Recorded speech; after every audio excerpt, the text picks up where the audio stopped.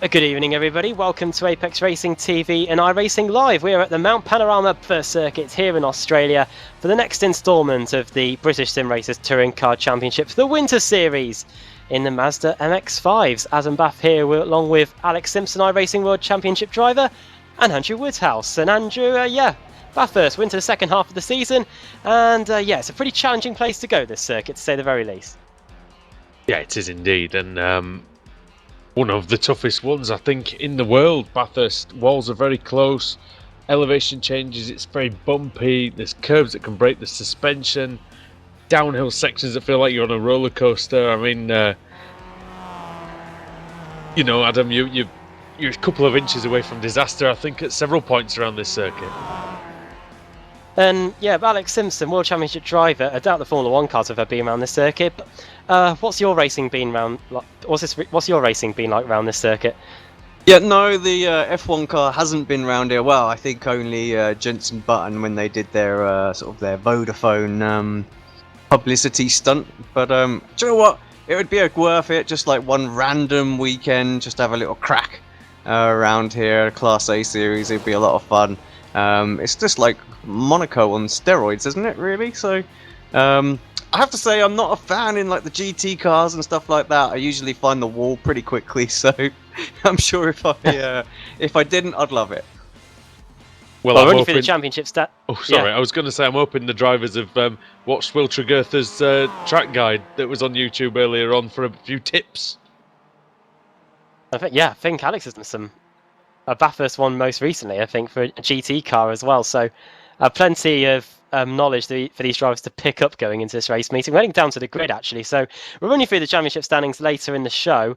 But on pole position for this first race of the day, Ablai, actually. That's qualifying getting underway again.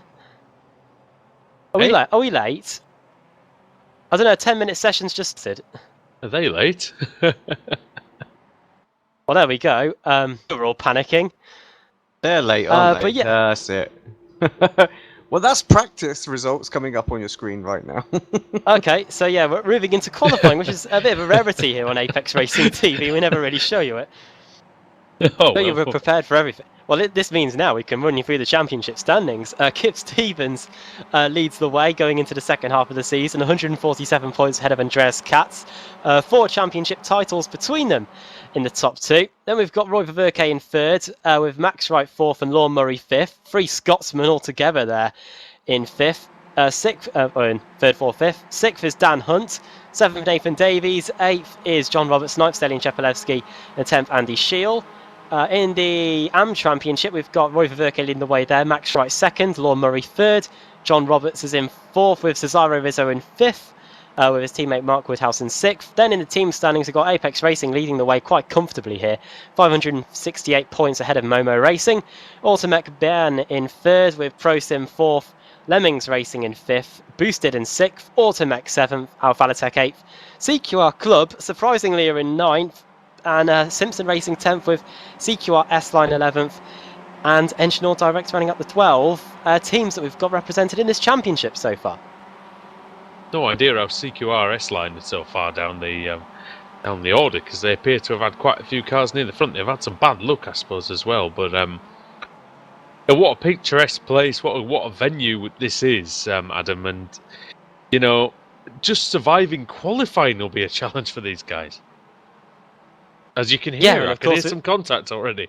Yeah, I've been hearing it already. And one car rule, of course, in this championship. So if you do make a mistake at any time during qualifying, that is it. You've got to limp back to the pits, and then you'll be able to get a new car. But if you decide to stop on track and go back to the pits, that will be a back of the grid penalty, as I learned in my escapades in the World Series. Yes, a few weeks ago. Alex, take us through a lap on board with Stefan Hoog then. Find him on camera, here he comes. Right. Yeah, well, I don't know the names around here at all, but I think turn 1's called Hell Corner, if I'm not mistaken. Yes, it is. We're halfway there, so tricky corner, a lot of camber on the inside. You can hook your inside wheels on that quite nicely and it'll help pull the car around, and it's very easy to go in there a little bit too hot and just miss that, and pushing out wide. He's got a little bit of slipstream from his teammate ahead of him.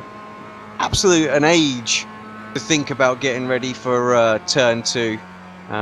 Some of these straights are absolutely massive, and I think with the MX-5 takes a little while.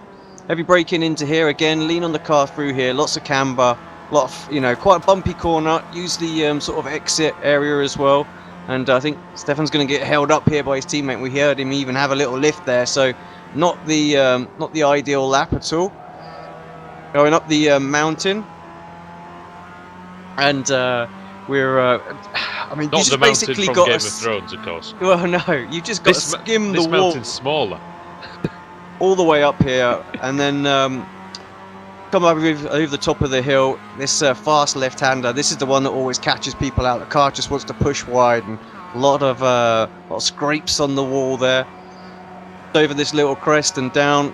Just again, we're all in the same gear through here, and then we start to come down the mountain. Very, very tricky. The rear of the car always wants to break away underneath you here. A little bit deep into the corner there for Stefan. He's always, you can see, he's always corrected, chasing the apex all the way down the hill. Through this right-hander, the car can get a little bit light as you start to brake for coming down onto the back straight here. And again, you lean on the camber going through there, and it's all about getting the right exit. Just because there's this massive long downhill straight once again, and Stefan's going to get a huge slipstream from his teammate here. Now we can have a Graham cup was of tea. nice enough to hand me a track map, but then I changed it off that on his phone. So, so I can definitely tell you this is Conrad Straight, not Conrad Straight, which I don't get called that it last season. Conrad Venter Straight. Through the kink, and then we enter into the chase, I believe this area is called. So Yes. And yeah, just clip that. Again, the important thing is to get that first corner right so that you're not sort of pushing out wide through here, and you can get on the gas. Just hold the power all the way through the right-hander. The final corner, very deceiving. You think you can brake a lot later than what you actually can as well. Avoid the curb on the inside. It's really high and pushes you out wide. Get on the power, and yeah, that's a pretty rubbish talk-through lap of Bathurst. Well, he does go second, Stefan Hoog, so not such a rubbish lap, but he was held up quite a lot, so expect him to go much quicker this time round. Alex, what do you find is the most tricky part of the circuit when you've driven it before? Yeah, frankly, you know, it's the commitment that you got to have over the mountain. You know, you need pinpoint accuracy. That's the simple facts going through there. So much time to be gained and lost by, just my James Hunt line comes to mind. Yes. Oh, well, Hoog's in the wall. That might have just ruined his qualifying, since that is the one-car rule. I think he's broken the suspension. I think he's out. So the man is in fourth place at the moment. Of course, it's such a long lap here, 2.5 minutes. The fastest lap time is at the moment from Jack McIntyre. So if you do get an invalidated lap pretty early on, you've got to go around another 2 minutes to do another one. And yeah, it's not a long section here, 10 minutes.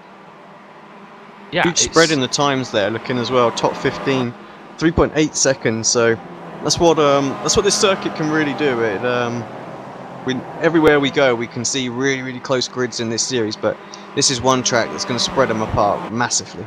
Daniel Hunt coming round Murray's Bend, and he goes second fastest with a 2:31.417.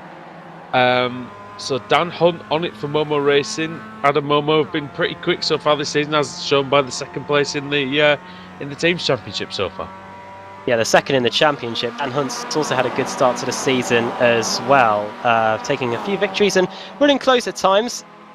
Still inside the top 10 in the points, of course. So yeah, he's got a good chance of the championship going into the second half. We've still got another 24 races to go, including the 4 that we've got tonight. So plenty of time for Dan Hunt to close up that gap, and yeah, he could be in with a shot at the title at the end of the season.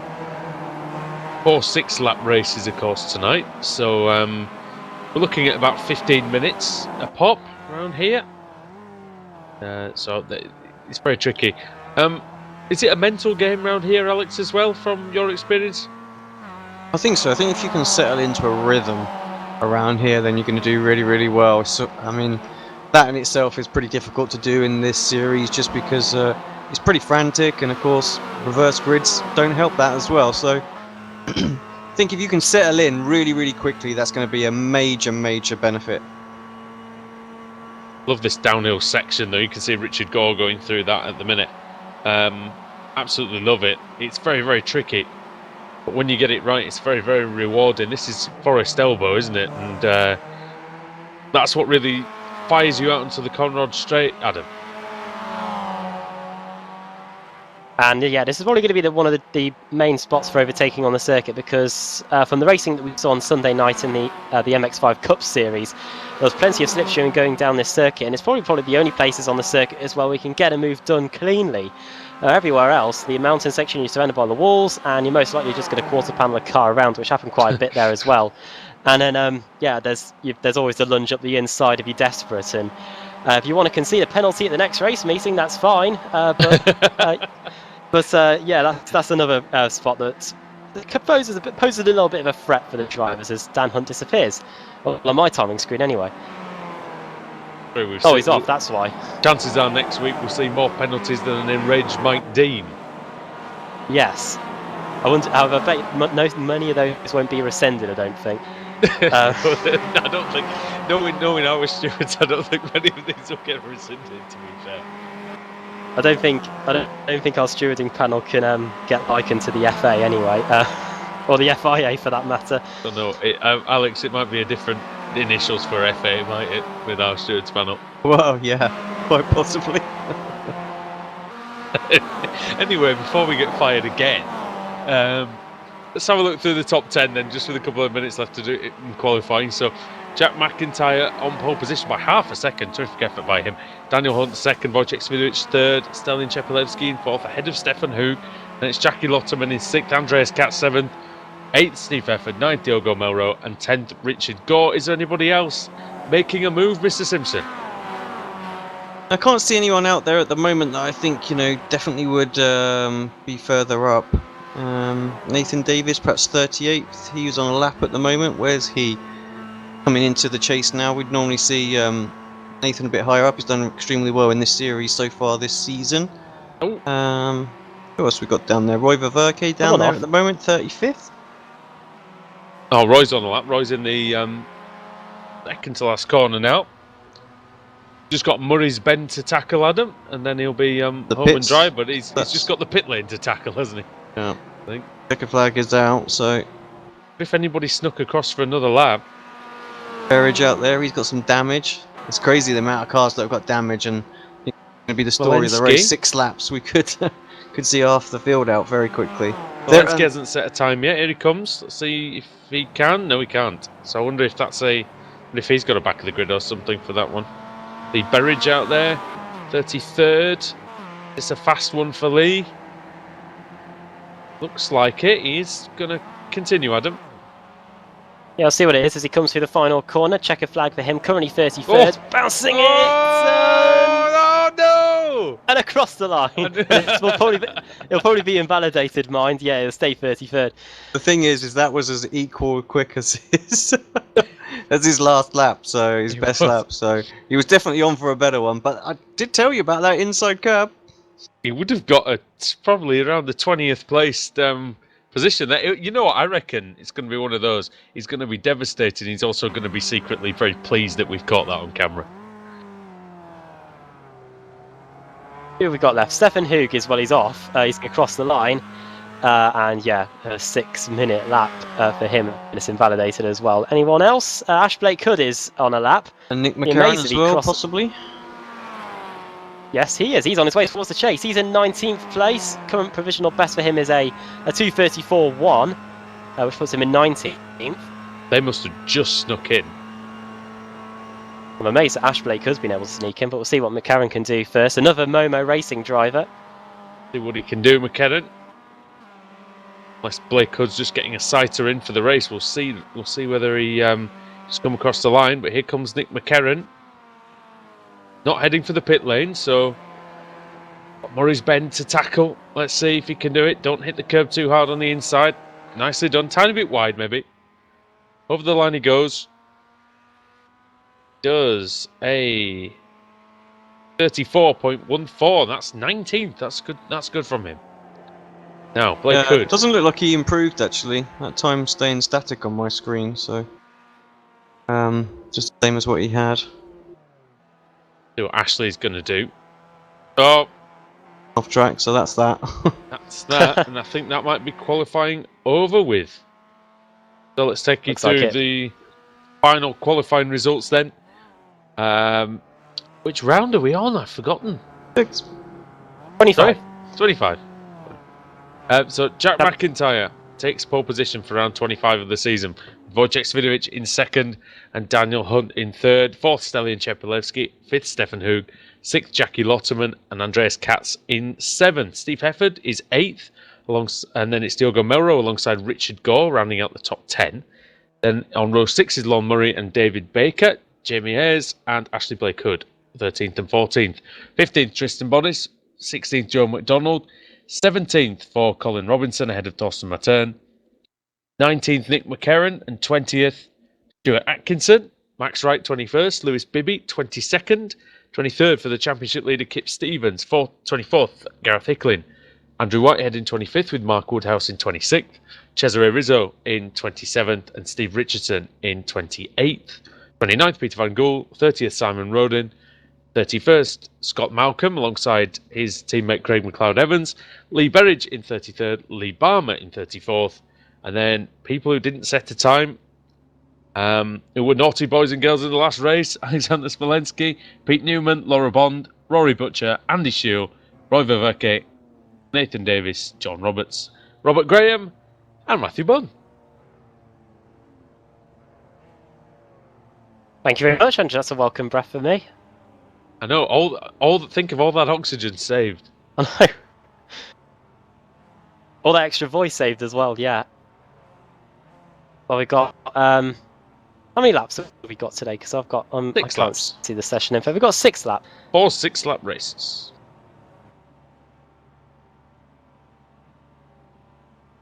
What do we reckon then? Who's the money on, Alex? Come on, you're the man with the plan, the man with the know-how. Yeah, well, I think it's just going to be a case of, whoever can stay out of trouble, those opening laps, that's going to be the main thing. Here, 6 laps, not very long. This race will be over before we know it. Tell you what, who does Graham think's going to win? Who do you think's going to win this one? He's no good. He don't even know who's racing. And he's got a wall of names to choose from. He's like, oh. Oh well, never mind. Go. I'll go for Dan Hunt.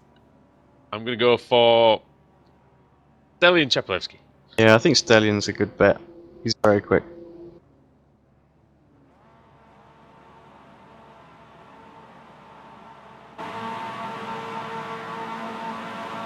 Green.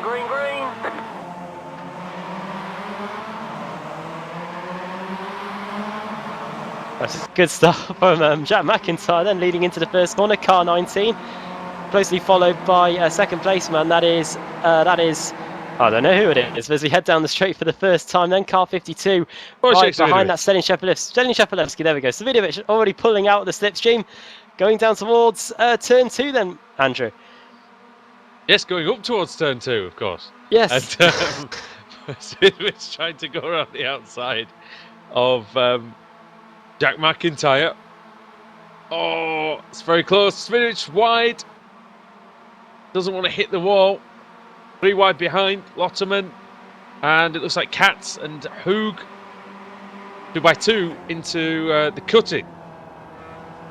And Svidovic loses out to Daniel Hunt. Yeah, so Svidovic, he tried round the outside, but yeah, there's just so little grip out there, especially in the early morning conditions. He's always going to struggle, and yeah, dropping down to 3rd place. Anything kicking off at the back, Alex?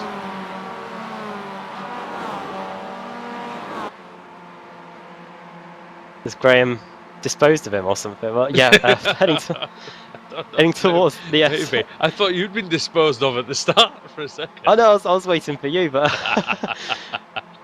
up to you. Going through the dipper then. McIntyre still ahead of change it up Hunt. a little bit, you know. Yeah. You do the grid, I do the start.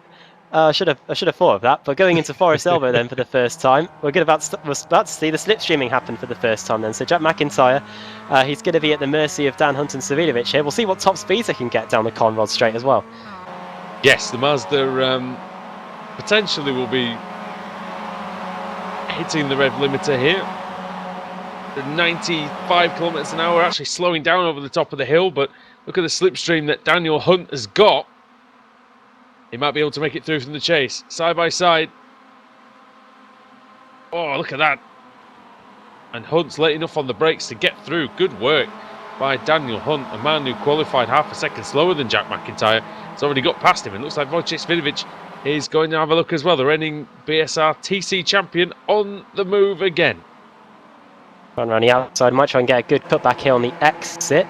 No, they're not dropping Stalin Chapelevs either, so we've pretty much got one of the three of the four fastest drivers in the championship, well in the Kia anyway. First lap in the books then, Hunt, McIntyre, Svidovic, Sheppy, and Svidovic is looking up the inside into Hell Corner. That's very close, and now they're going to have a bit of fun here going down the mountain straight and up towards turn 2. Well, we're on the highway to Hell, and Hell Corner negotiated well there.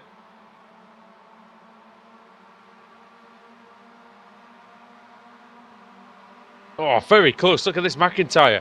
Svidovic, Shepelevsky. Oh, hello. Oh, you don't want to be doing that. Not at 200 kilometers an hour. McIntyre doesn't care. He's around the outside.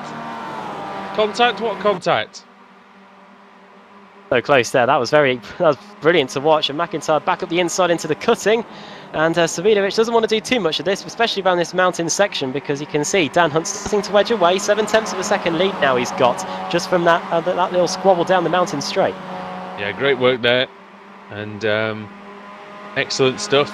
We thought Graham had done you in there for a second, Alex. No, not at all. Grab the sim and run. Oh yeah, you need an industrial machine to carry all that lot away. As here comes Daniel Hunt. What can he do? Got 10 at the end of the first lap then.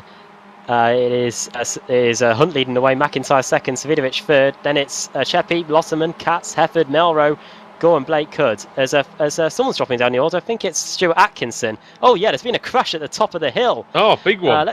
The track see looked like it was blocked there for a second. Have a quick look at what happened here. Oh yeah. So Atkinson, he loses it on his own, hits the inside wall. Oh, comes back in the middle, and 2 or 3 cars crashing. And to be honest, everybody else did really, really well to behave themselves. It looks like lessons learned from the from previous races, Adam, and actually avoided the crash. Yeah, I know there's a tendency in the BSR TC to just go flat out into the wreck and pray that everything goes well. But yeah, they did that. They did okay to avoid that. And we don't have too many cars actually in the pits. We've got Matern, Atkinson, Newman, Davison, Stefan Hug as we complete lap 2. Problems for Ashley Blake Hood out there as well. He just dropped down a couple of places. Lorne Murray passed. I'm not sure quite what that was about, but puff of smoke, and down to 12th place. Laura Bond always seems to go well around Bathurst, but 36th for her at the minute and started near the back, so maybe the MX-5 not quite as suited, I'm not sure, but Matt Bunn as well. Oh, look at this as well, down in 28th place, 3 cars coming through the final corner. Oh, hello. Side by side. And Bunn trying to work his way back through. He's got Mark Woodhouse ahead of him and Craig McLeod-Evans just tucked up behind.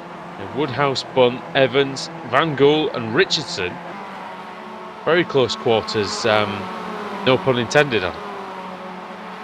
Yeah, definitely. And Mark Woodhouse, one of the contenders for the AM Championship, of course, just up the road. You can see 2x2 racing between car 3. That is Andrew Whitehead. Just in front of them, Cesario Rizzo has just got past has just been passed by Max Schreich going into turn 2 and is going wide. Rizzo, AM driver for Lemmings Racing, and here comes car 46 Rory Butcher to go around the outside, who's made a bit of a name for himself in the Mazda MX-5s across the 2 series that we cover here on Apex Racing TV. Yeah, and he desperately needs a clean weekend as well. He had a couple of incidents, being involved in a few things. The Kip Stevens at the back of that pack as well, the championship leader, don't forget, 2 times a BSRTC champion. And he's played the percentage game well in this Winter Series. Wonder what he can do. He's got a bit of damage, Alex, but nothing too serious, it doesn't look like. Yeah, pretty common to be honest around here. Just to have a little bit of bodywork scuffing here and there. A little bit on the front end as well. So I'm not sure quite where he's picked that up, but doesn't seem to be affecting his car too much. Now McIntyre's right behind Dan Hunt, Adam. Oh yeah, here we go into the chase then. This is a repass for the lead. Up the inside goes Jack McIntyre. And is he through? He hit the curb. Oh, Savidovic, where's he going? And he gets very wide there, and that will allow Stalin Shepalevsky through. And Sheffy's got a good run on Dan Hunt here. He might fancy his chances going into the final corner. Hit the curb pretty hard, McIntyre, didn't he? And almost wiped out Daniel Hunt. Didn't quite, though. And he'll be happy that he's managed to get through into the lead without major contact. There might have been a tiny bit of contact. McIntyre for Alphalatech. McIntyre's very good, isn't he, Adam, at these, you'd say, the more specialist tracks, like Nürburgring he won at, and he's doing exceptionally well here. Yeah, he's doing well here, definitely, and holding off likes of Hunt and Shepalevsky. Of course, really, you've got to just make sure that the cars can't get by on the straight, and then you can pretty much hold your own through the mountain section as long as you've got decent pace. Here comes Dan Hunt again, though. 3 laps to go. Up the inside goes Dan Hunt then into turn 2.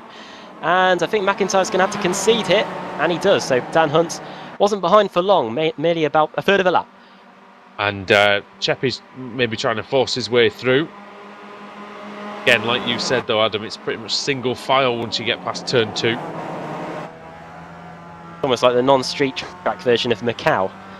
Yeah, I mean Macau, when Alex was sort of saying a bit like Monaco, it is a bit like Monaco. I'd almost liken it more to Macau because the way the track flows and the fact that much of it is one line.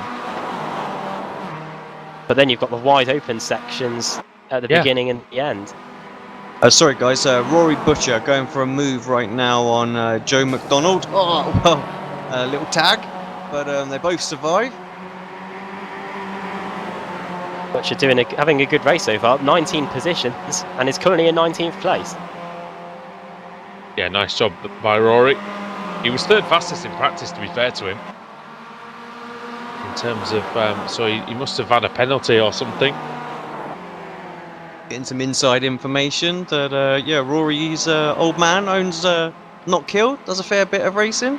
Done some Formula Ford champion as well back in the day. So. Might have got this wrong, but according to Dave Christie, I think he was a rally co-driver a few weekends ago at Not Kill.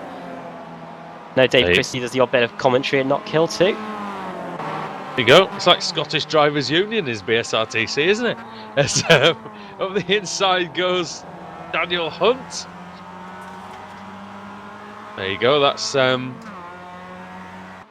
good fact. I didn't know that. Oh, somebody's got to slow down now. Did Shepalevsky get a slowdown, or did he just let Wojciech Savidovic through for maybe let him have a little go? Oh, as Hunt might be able to even have a go into Hell Corner. Oh, he's hitting it. I know, I could hear that, but bumping him down the front straight. And Savidovic having a little bit of a look going into Hell Corner. Penultimate lap then. Already lap 5, yeah. Seems like this race has flown by. Oh, look at this battle as well for between Ashley Blake Hood and Lorne Murray. Automec versus Simpson Racing. Then you've got Jamie Ayres as well, just behind them. Very good battle, and a good battle as well between Melrose and Hefford. That's just in front of them. You can probably see them in the same shot. And yeah, Ayres and Blake Hood both side by side down the mountain straight. That's over 11th and 12th going into turn 2. Looks like Blake Hood should just move across. Always dangerous to do that, but he was clear enough. Oh, he's lost it. Tank Slapper. Oh, saved it. Great save there by Blake Hood. It's pretty hard to save the Mazda, Alex, isn't it? But he did it there. Yeah, exactly. Just clip that inside curb really is what got the car unsettled. But yeah, all of a sudden he's 1.2 seconds behind Murray. Just goes to show, you know, what a moment like that's going to cost you. Dan Hunt's gained a second on this lap over Savidovic, so he's been working his magic on the mountain section. There's two very good drivers battling over a very, very low position. Alex Smolensky and Matt Bunn for 25th and 26th. Both been very, very strong drivers, very, very quick drivers. Fighting it out in no man's land here, really. Something hasn't clicked, I think, in Smolensky in this car. No, it might get a reverse grid pole though, one of these two. Yes, Smolensky not the quickest in the Mazda compared to what he is in the Kia Optima, so see if his fortunes change in the Pro Series. Shepelevsky versus McIntyre. McIntyre getting bump drafted down the back straight, down the Conrod straight, through the chase goes Stalin Shepelevsky. This might be his opportunity around the outside. It'll come the inside though, into the chase, the chicane. Have a look. Oh, McIntyre brilliant on the brakes. I thought he might have gone a bit wide, and somehow he held it. And actually, I don't know if Stellion was a little frightened off the road, but that was a really poor corner for him. And look at Jackie Lotterman now coming under pressure from Andreas Katz, who in the last couple of laps has really got his head down. Started to close in on the 24 car.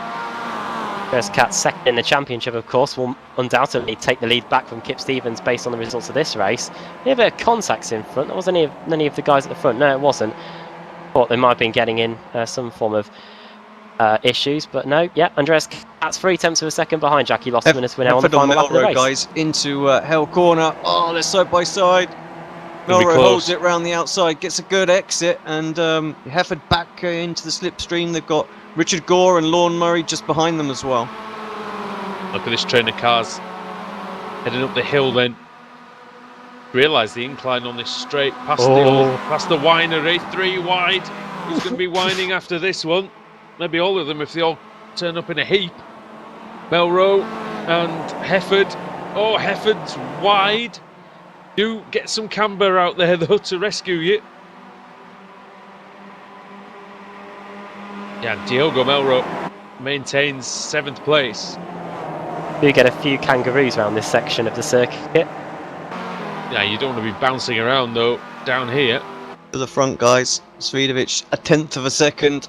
We're all halfway. Oh, he's lost it, Svidovic! He's gone! He's hit the wall! And he is out! If not out, he's well and truly... Reverse, well done. Duffed his chances of winning the race. He needs to get round quickly here. This car's coming.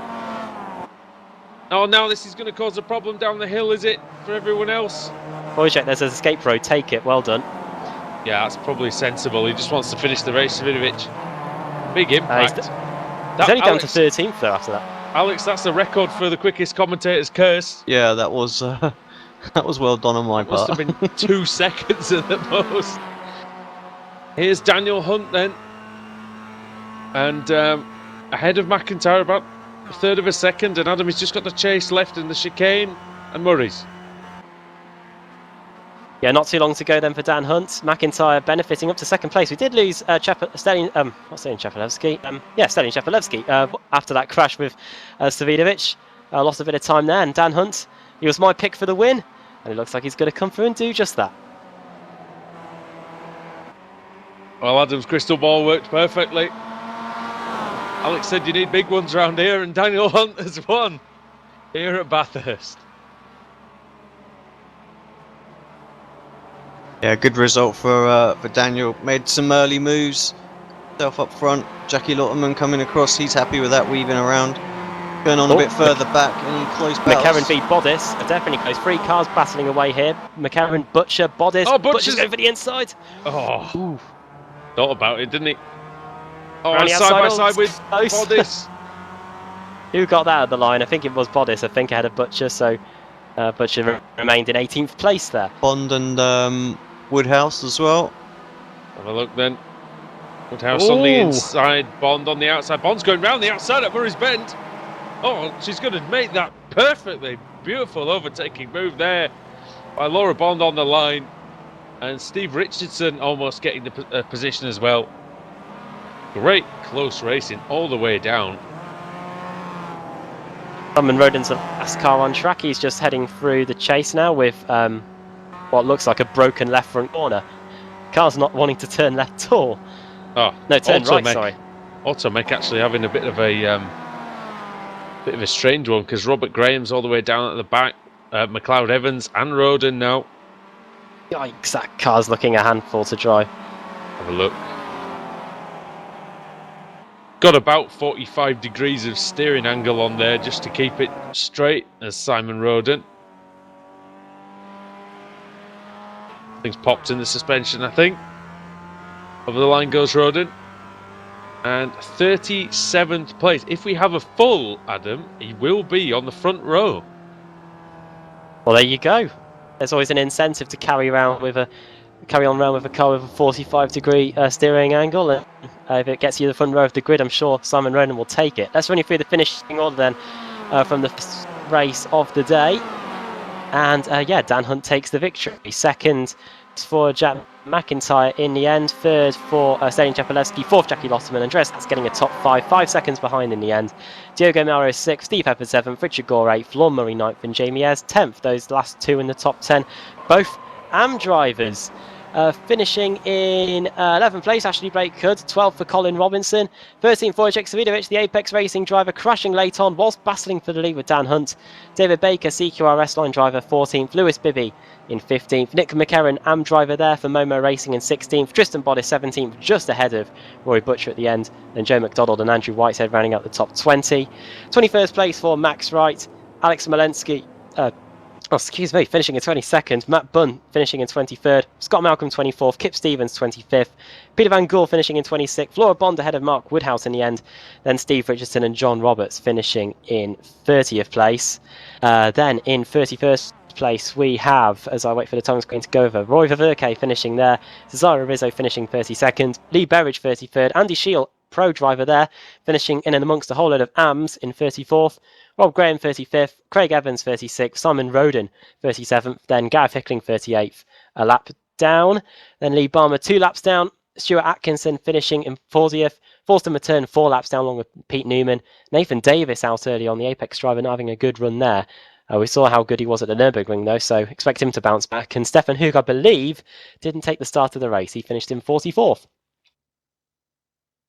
Okay then, what a performance by Daniel Hunt. And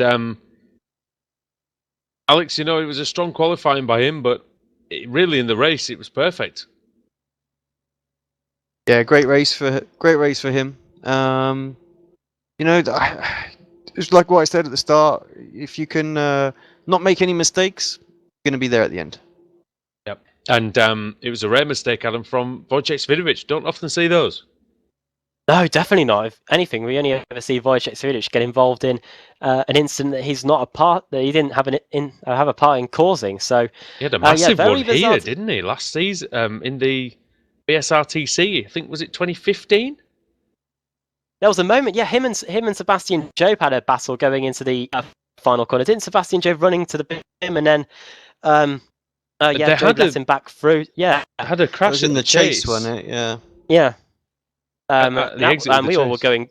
Yeah, we all were going crazy because that could have been a season-defining moment. But yeah, they both were able to recover, and so Savidovic having a big one there. Fortunately, no one else collected, and despite all that, he was still able to get a top 15 finish as a result. So it's not all over for him.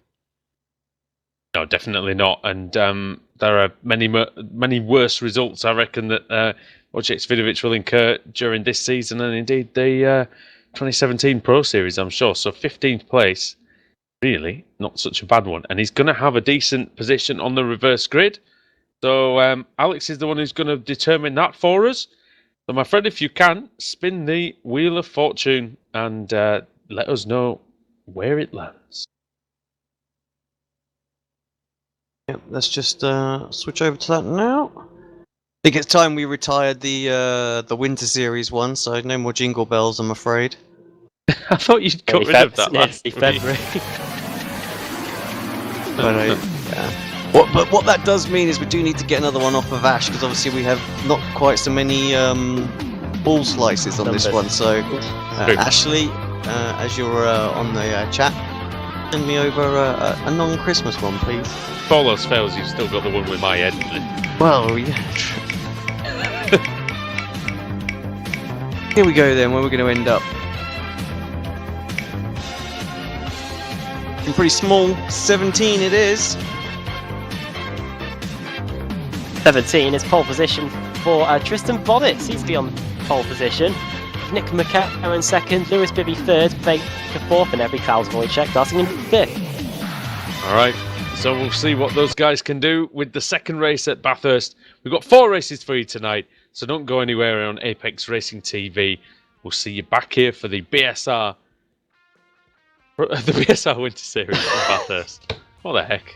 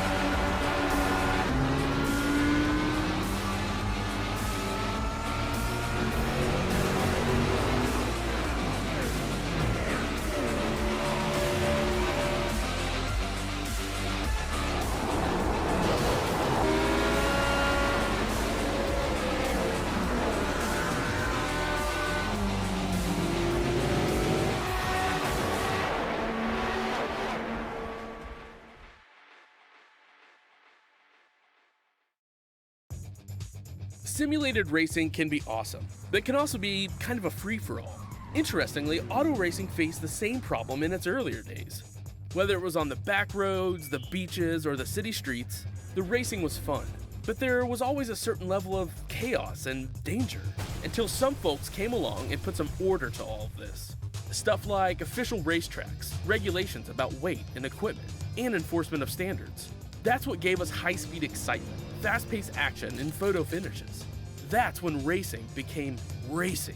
The guys over at iRacing.com have made the same transformation in the world of sim racing. Sure, they've got the most accurate tracks and realistic cars out there, but that's just the start.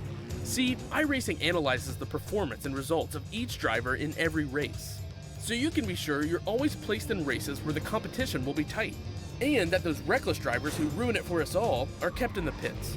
Not to mention that with over 45,000 active members already in their vast community, you can find races day and night, so you can always get in on the action.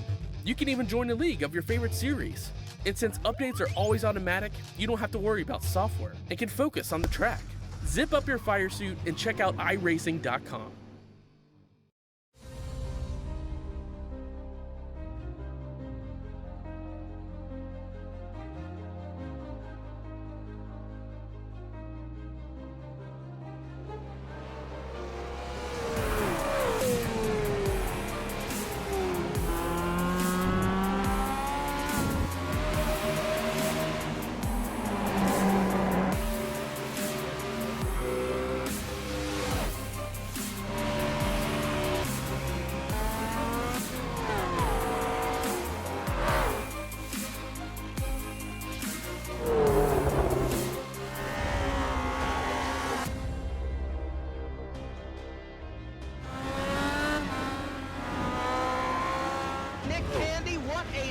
Truex in the outside contact, mate. 56 slides it at a 4. Who's going to be at the stripe?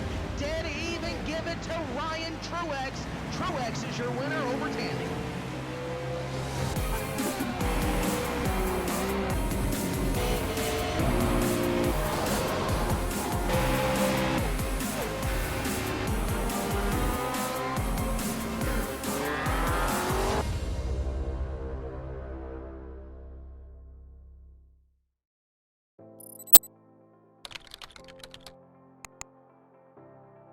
iRacing.com is a sim racing game that combines a true-to-life racing experience with an online community of virtual racers from all over the globe. iRacing offers a multitude of officially licensed cars and tracks, laser scanned with millimeter accuracy. Their car models and mechanical systems are based on real-world physics and engineered in cooperation with manufacturers and race teams. iRacing's web-based interface allows members to compare stats and test drive any combination of car and track instantly. Their skill license system ranges from rookie to pro, ensuring members are always pitted against those with similar skill sets. Members are able to sign up for a weekly race series, compete in time trials, host a private race with friends, and participate in racing leagues created and run by the community. With over 60,000 members, iRacing works in partnership with renowned motorsport organizations like SRO Motorsports Group to deliver virtual races based on the real-life Blancpain GT series. iRacing's Blancpain Endurance Series features team racing, giving members the ability to build a team and participate in races ranging from 3 hours to 24 hours. Additional partners include NASCAR, IMSA, V8 Supercars, IndyCar, allowing members to race in their very own 24 hours of Spa, Bathurst 1000, Daytona 500, and many more. iRacing.com, delivering the most authentic racing experience short of getting into a real race car.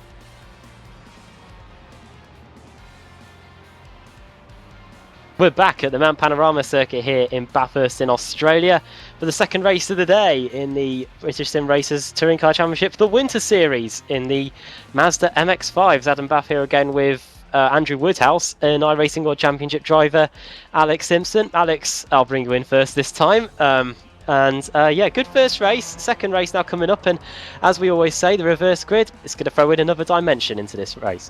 Yeah, just a small one though this time, so it's not going to be quite as bad as like having a 4 or anything like that. But yeah, the reverse grid coming up the mountain at the top there and down through the dipper and places like that. That first lap, that's going to be really exciting. We're going to have to keep an eye out for an accident, because if it's going to happen anywhere, that's where it's going to be.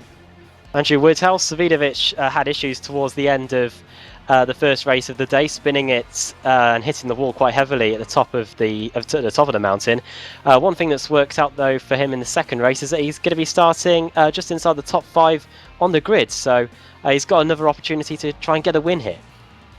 Yeah, he's got a pretty good chance, hasn't he? 5th place on the grid, and we said earlier on mistakes are the key, and not making them, should I say.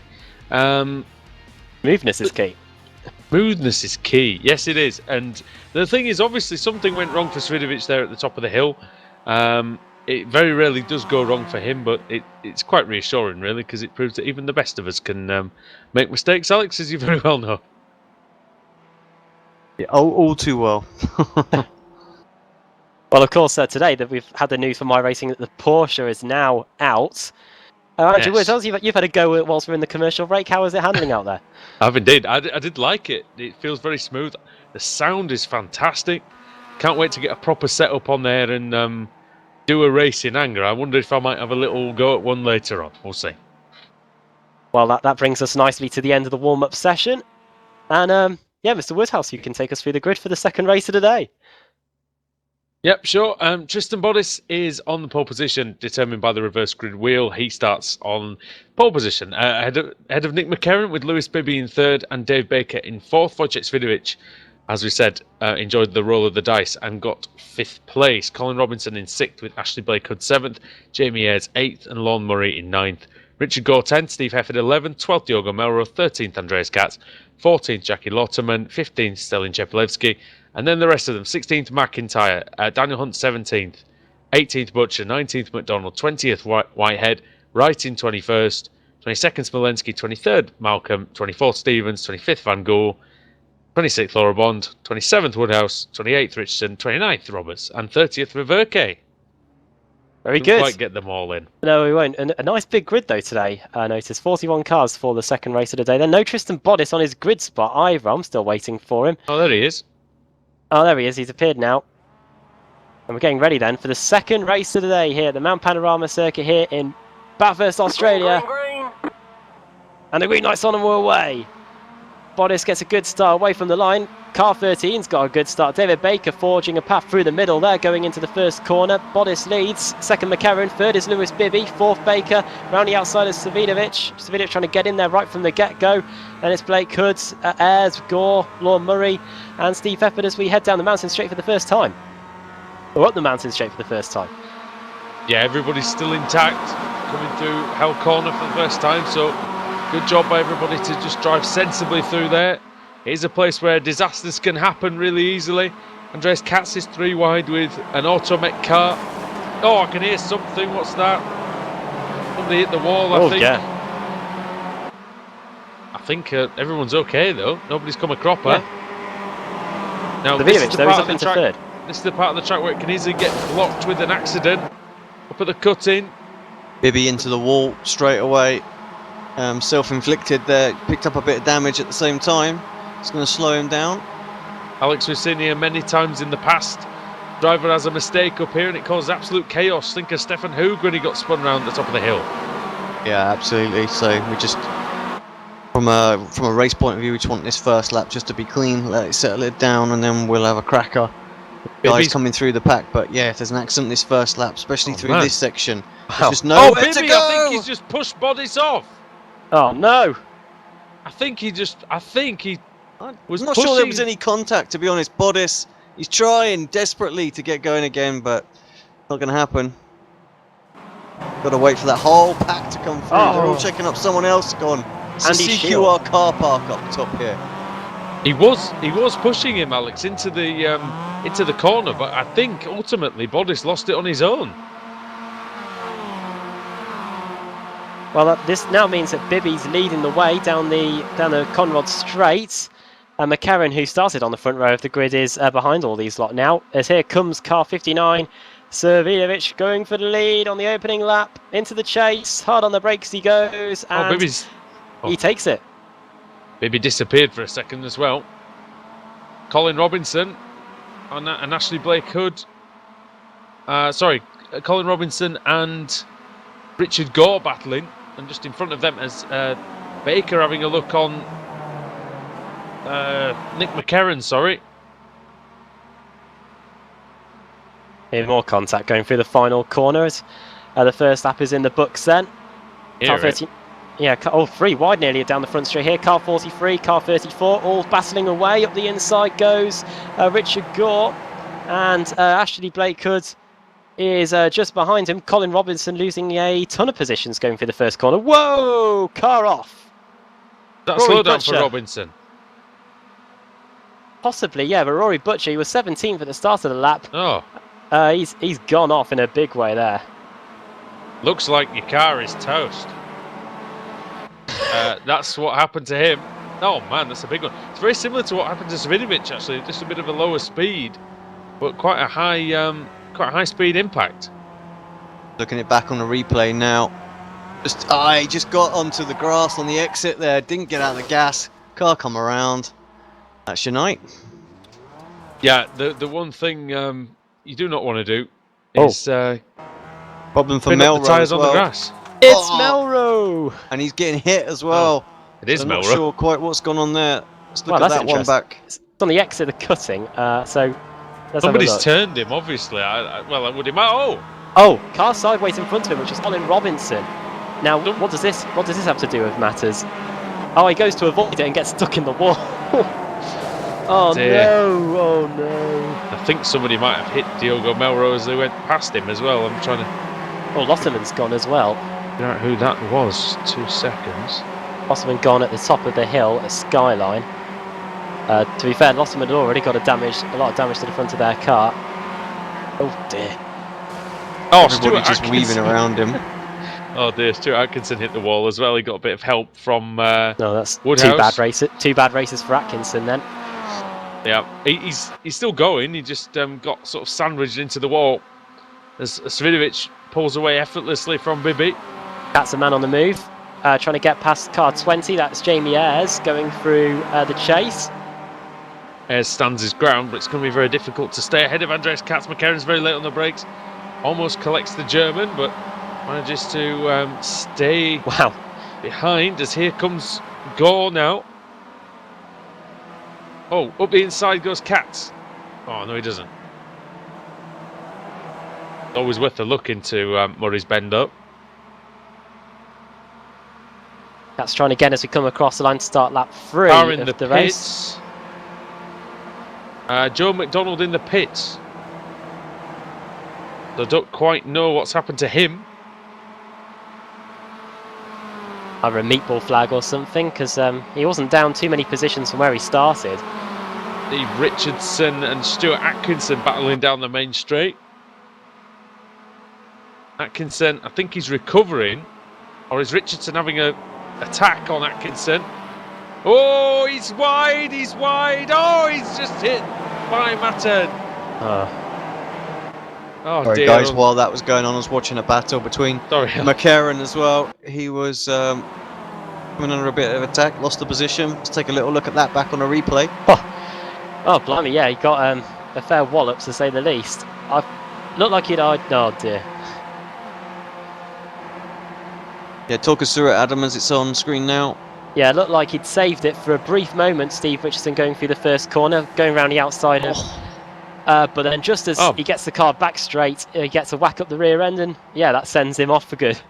Bodis has been in the wall again, I think. Kopylewski on Ayres as well. This is getting close. Coming down the hill. Or the mountain, sorry.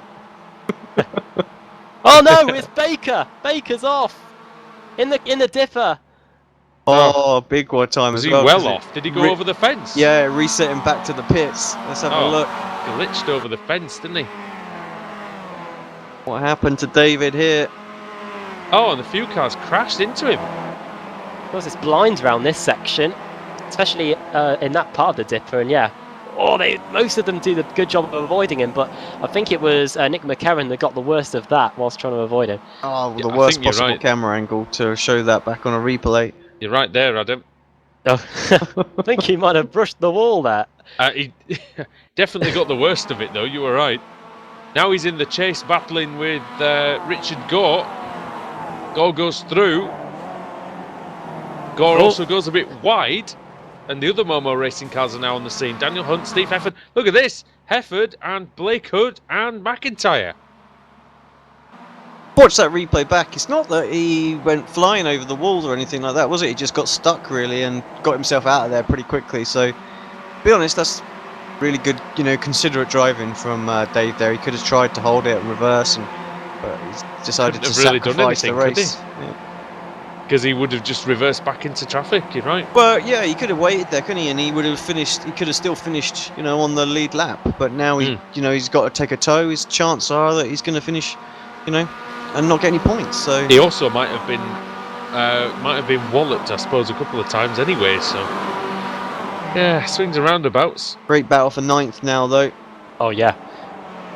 The T-Cozy line comes to mind, Mr. Woodhouse. Yes, it does. And who's going to be whose car's most resembling a tin kettle? Might be resembling a colander by the end of this. Steve Hefford at this front of this group. Alex Walensky's in the mix there. He's had a good race, up 11 positions, just ahead of Ashley Blake Hoods. I don't know if you've got the same livery, Alex, but a nice beige Mazda MX-5 there. Gold, brown, beige. Oh! I heard contacts. I thought it was Ashley Blake Hoods. It might have been Steve Hefford, actually, that might have just brushed the wall going through. Yeah, how old Smolensky? 20 going on 90 with that colour scheme. That's it. The Mazda James. Those of you who've seen that episode. Close battle between Richard Gore and Dan Hunt. Hunt a man on the move again after winning the opening race of the day. Right behind Richard Gore. What did he say? Retirement home for sports car owners or something? And side by side as well. Jeffy and Katz. Teammates, yep, having at it. And Katz cuts back in. He's going to pick up the tow though down the second part of the straight. 200 kilometers per hour, 203, 4, 5, 6, 7, 8. Up the inside he goes, but Chepelevsky up the inside again, but he cuts back in behind Andreas Katz. So Katz now into third place. You're not fighting it too hard there, Stellion. He knows championship points are on offer. Don't want to risk coming together with his teammate. Oh, look at this Whitehead, Davis to the grass. Whitehead, Peter Van Gool in there as well. Who's just ahead of him? Max Wright as well. Great little battle. Nathan Davis. Oh, here, contacts. I don't know who it was. It might have been a Rizzo. The front of his car doesn't look too good. And now here comes Peter Van Gool to go around the outside of Andrew Whitehead into the final corner. And that looks like it might have paid off. He has to take to the runoff area on the exit. Oh, I can hear contact. Somebody hit the wall. Or another car. I think we're all right though. Seems to be a pretty consistent background sound effect, the contact here in this race. As here comes Jamie Ayres on Richard Gore, actually. Jamie Ayres about to lose a position here, or is he actually going for it? Around the outside of turn 2. Dan Hunt, he's tried to get past Richard Gore, but hasn't done so far. Now Jamie Ayres fancies his chances of getting by. See what Jamie Ayres can do then. Got past Dan Hunt, that's for sure. Oh, he almost had a look into the cut-in, but you've really got to be alongside already, haven't you, to make a move into there. Well, we've got 2 laps to go, or less than 2 laps to go, 1.5 laps to go now. Shows you how quick this race is going. Chepelevsky still right on the rear end of Andreas Katz.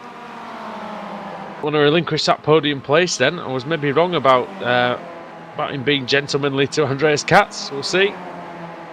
Oh, he almost had a look. into the downhill section. Can't overtake there, that's for sure. Oh, someone's hit the wall. I think it's Jamie Ayres. He's having to take across the escape road, and he's trying to let Dan Hunt back through. He's having a slowdown. That's what he is. He hit Richard Gore. That's what it was. Oh, okay. A little tap on Richard Gore, and then he had to go over the course there to. I think Hunt might have had a slowdown there because McIntyre's been able to get past him coming down the mountain. So issues for Hunt moves himself or drops himself down to 8th. Look at this lot down. Slipstream. Peppy v Cats again. I think this counts as a gaggle down the Conrod Straight, Alex, don't you think? Yeah, I think so. Look at that. Oh, yeah. Several little battles going on out there. 3 wide. Oh, no. Could we have our own Fabian Coulthard moment here? Oh, that's close. McIntyre looking for the middle. Ayres is late on the brakes, so is McIntyre. McIntyre's trying the outside. Ayres trying to squeeze him out. McIntyre over the grass. Slightly. Still side by side. They're going to be side by side until Murray's bent. Oh, they're in the middle. Dolly, not Steve Hefford. Oh, dear. Oh, over the curb. Ayres hits the curb hard. McIntyre's on the grass again. This is just going to give Hefford more incentive. This time he's going to go for the inside. And I think this time he might just go for it regardless. Steve Hefford. Going to have to be late on the brakes here. He might get 2 for 1 here. Oh, there's going to be contact. Maybe a tiny bit. McIntyre's disqualified. Doesn't surprise me. Oh, the tiniest little tap. That's all it was. Smolinski trying to get past on the grass and, well, yeah. Oh, and Hefford's gone. Poor Hefford. Did nothing wrong there. Got to say your ass is grass on that one. Smolinski of old, that one there. Oh, dear. That was the... where's the dunce's cap? To be fair, look, Hefford doesn't turn left or right at all. Go and sit in the corner, I reckon, on that one. Face the wall. He's already faced the wall, hasn't he? He's just been there. As Jamie Ayres continues then to battle with Ashley Blake Hood and then Nick McKerran. And Lon Murray. Our leader, see how he's doing as well. Half a lap to go. And that's all for Svidovic. He's negotiated the bogey corner, shall we say, for him on the last race. Bibby still having connection problems out there. We're hoping that stays together. But the Apex boys will be hoping it drops off. Most importantly for him, though, Alex is still in second place. Lewis Bibbett. Yep, had a good race. Oh, he's hit the wall. He hit the wall hard. Oh dear. Cursing him left, right, centre tonight. Oh, he's damaged the car. Big time damage. Well, I think he's got 5 seconds, so he should be all right. Maybe. He's just feeling out the steering, see if it'll drive straight, because he needs it to drive straight when he gets to the chase. See if he can make it through the chase without crashing. Adam, it's been a great performance by Wojciech Svidovic. Definitely, yeah. Started 5th on the grid after that issue in the opening race of the day, and hasn't looked back. No advancements in the battle between Stelian Chapalevsky and Katz, so it looks like Katz will finish in 3rd place on the podium. And into the final corner then comes Wojciech Svidovic, car 59.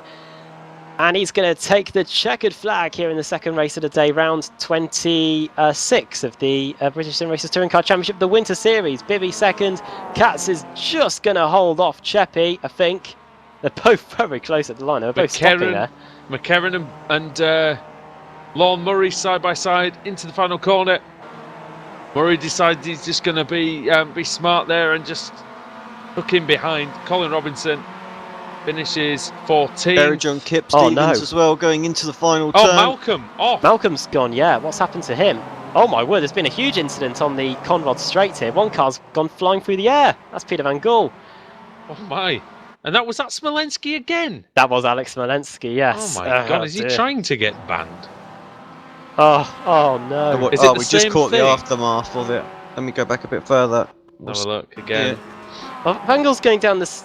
They got stuck together, didn't they, again? But again, Smolenski's veered over towards Van Gool. Oh. Van Gool's rolling down the Conrod Straight. Tell you what, shades of... I don't know what cars they were racing in, but there's a similar incident there. Oh man. Well, Whitehead just got... And then Malcolm, what happens to him? Oh my word, who was that just throttled him? It was Stefan Hoog. Stefan Hoog.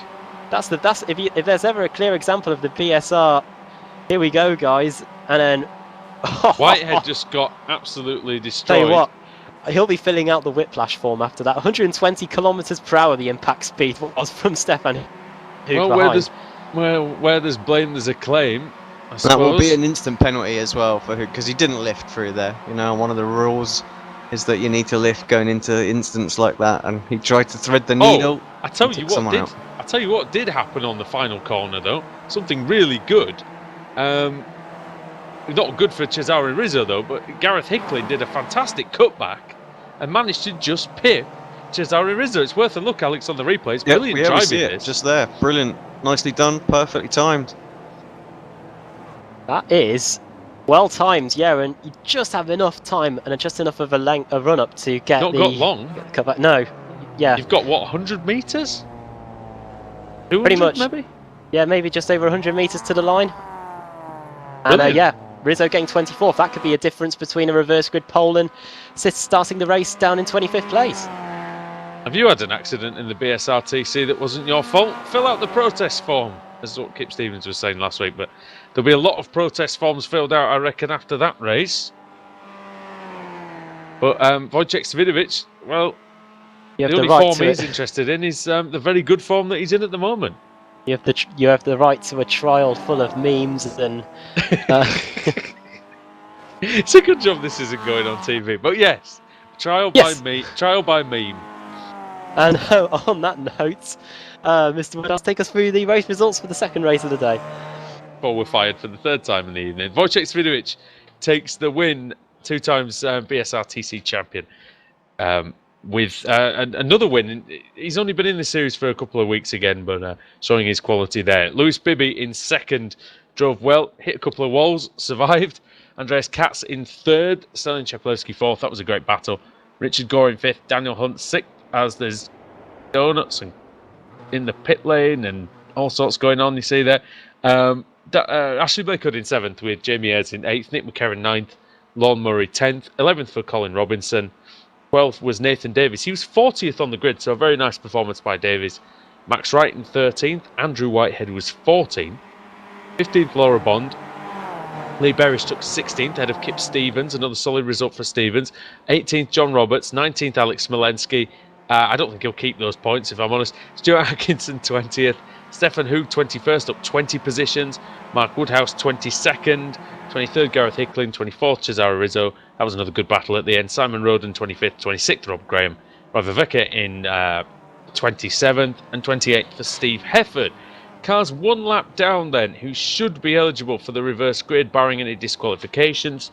Jack McIntyre in 29th. Peter Van Gool, 30th. 31st, Scott Malcolm. 32nd, Dawson Matern. 33rd, Craig McLeod-Evans. 34th, Tristan Bodis. Retirements: Joe McDonald, David Baker, Steve Richardson, Andy Shield, Diogo Melro, Jackie Lotterman, and Rory Butcher. Cars who started in the top 10 and finished there, we have got 7. Wow, big one for this race meeting then. Well, Alex, yeah, time to get the show on the road for the third race of the day. Let's see if we can get a bigger one just to create more drama. You're making it too easy for them in the chat, Adam, I have to say. Right, here we go for the second time tonight. I have to go and see the chat immediately. I know. This is just a You'll have to scroll back to the last wheel. But anyway, we've ended up on the 21st. Well, that is pole position for Stefan Hug. Well, there you go. I'm sure Scott Malcolm's not going to be too happy about that. Well, Stuart Atkinson's going to be starting second. Alex Smolensky's third. So all the naughty boys.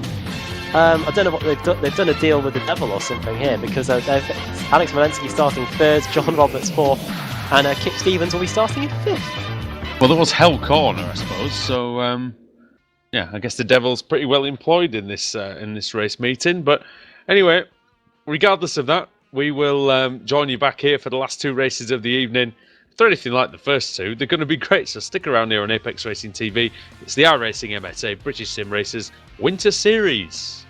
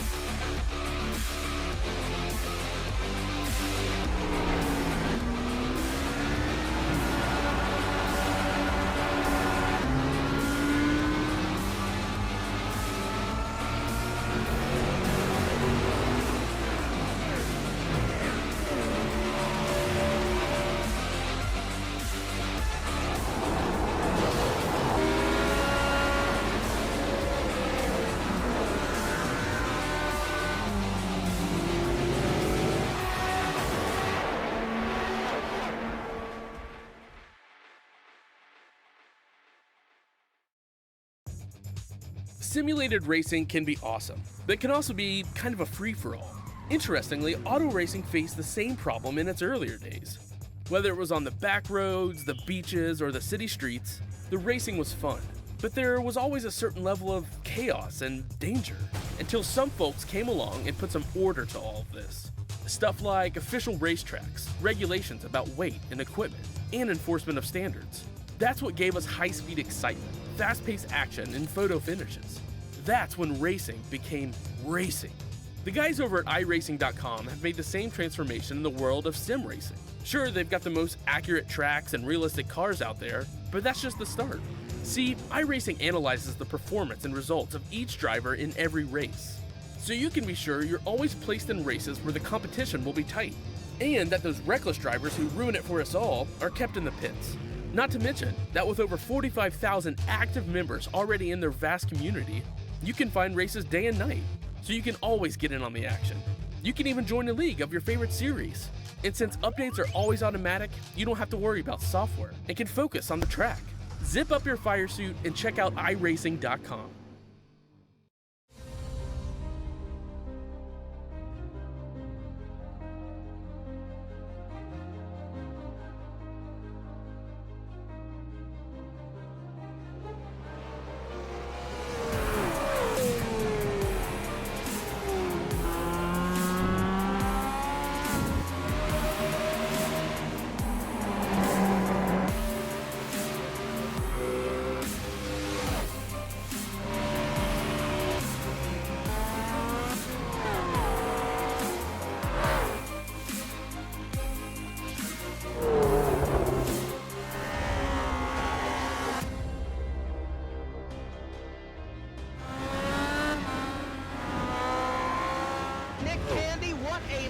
Truex in the outside, contact made. 56 slides it at a 4.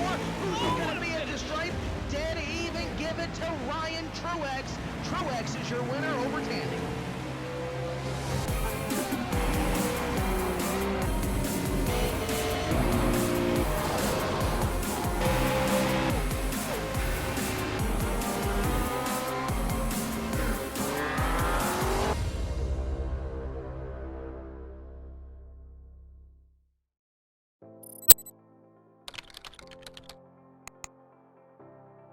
iRacing.com is a sim racing game that combines a true-to-life racing experience with an online community of virtual racers from all over the globe. iRacing offers a multitude of officially licensed cars and tracks, laser scanned with millimeter accuracy. Their car models and mechanical systems are based on real-world physics and engineered in cooperation with manufacturers and race teams. iRacing's web-based interface allows members to compare stats and test drive any combination of car and track instantly. Their skill license system ranges from rookie to pro, ensuring members are always pitted against those with similar skill sets.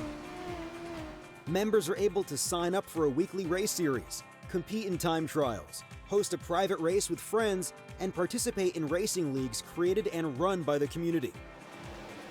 With over 60,000 members, iRacing works in partnership with renowned motorsport organizations like SRO Motorsports Group to deliver virtual races based on the real-life Blancpain GT series. iRacing's Blancpain Endurance Series features team racing, giving members the ability to build a team and participate in races ranging from 3 hours to 24 hours.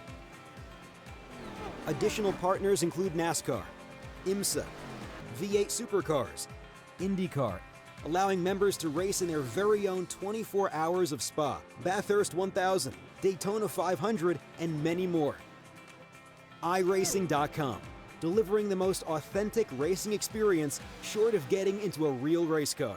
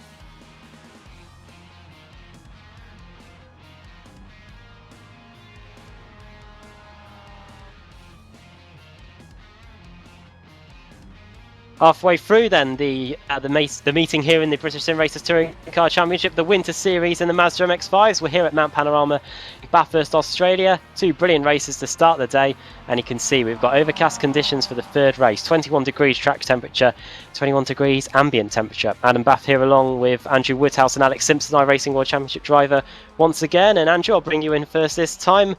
Race 2. Yeah, driving standards seem to disintegrate just a little bit, especially towards the end. Disintegrate like some of the cars did, yes. Look, it's going to happen, I think, sometimes at these circuits, but the drivers just need a little bit of common sense out there, I think, at times. And yeah, it's the long season still. You know, still got 5 or 6 weeks to go. You want to get points for your team, you want to finish the races, and this is what we've talked about all the way through the season. And yeah, play the percentages a little bit is my advice.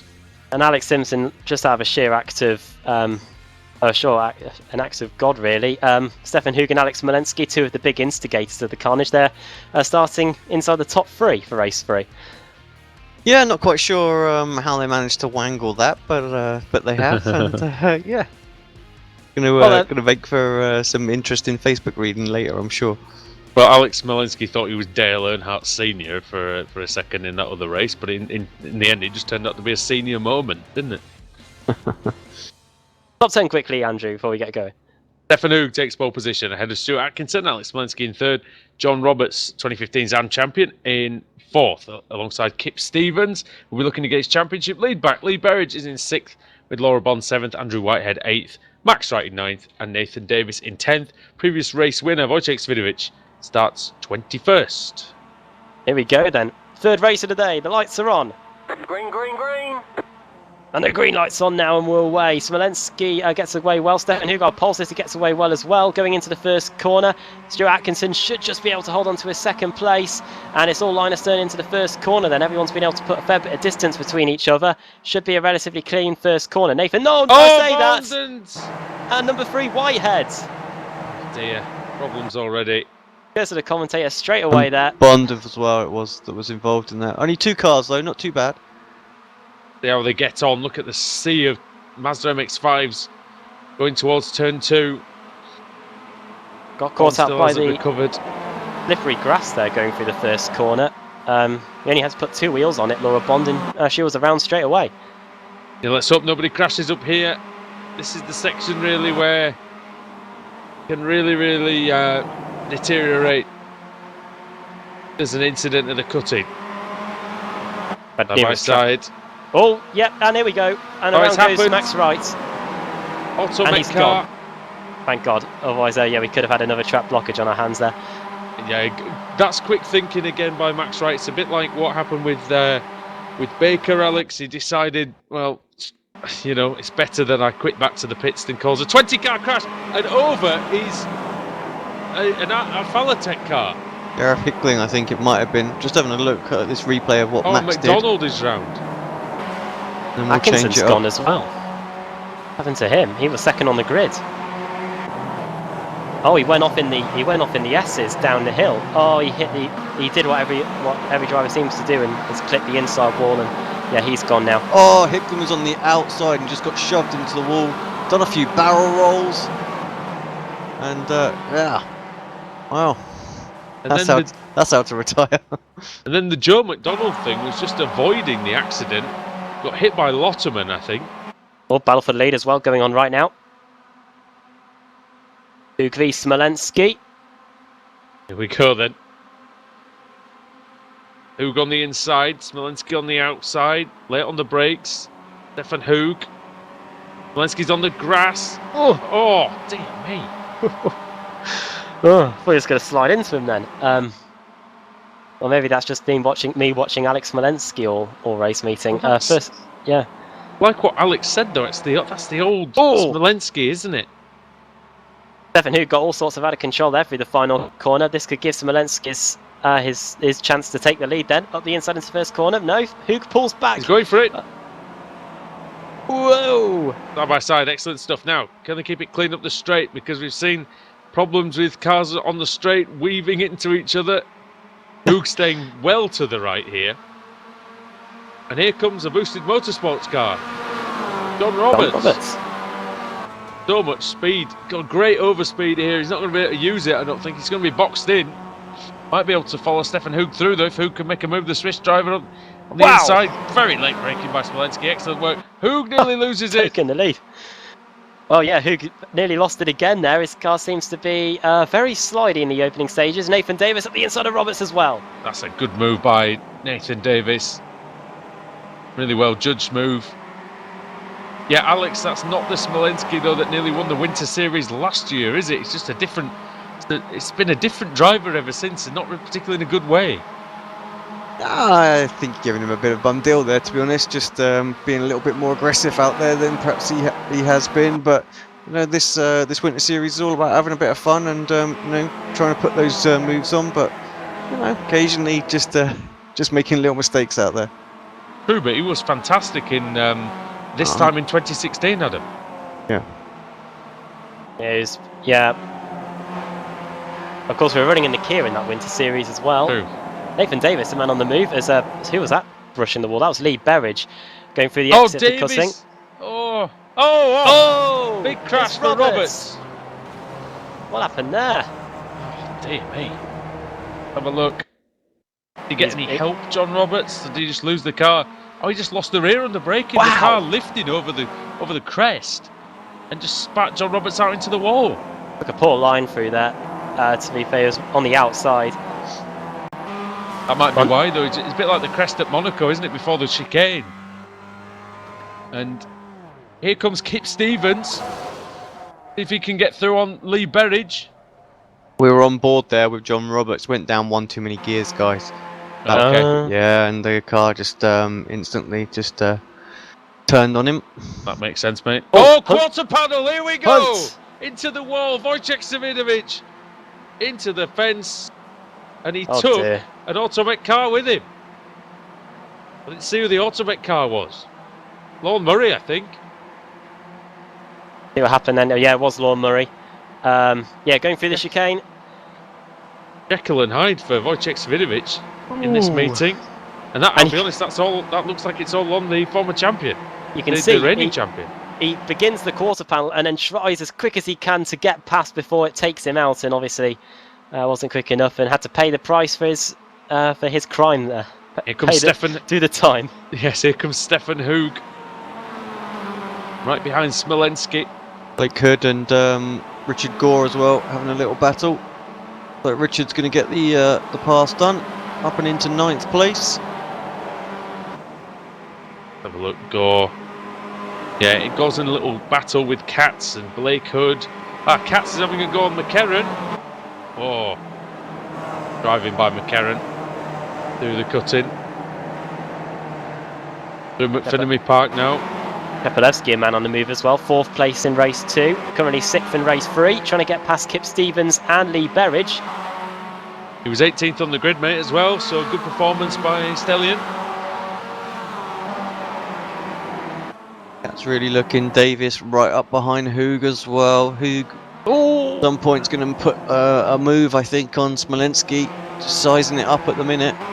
We saw how good in the car very well. Saw how good Nathan Davies was in the Nürburgring race meeting, Andrew. Yeah, and another one who seems to go well at these the more specialised tracks. Again, though, Alex, as you really mentioned, I know it's not a track that you've really enjoyed a lot in the past, and you either like these sort of long and difficult tracks or you don't really, in a way. I'll tell you why this fits Davis really well. He's done a fair bit of rally driving back in the day.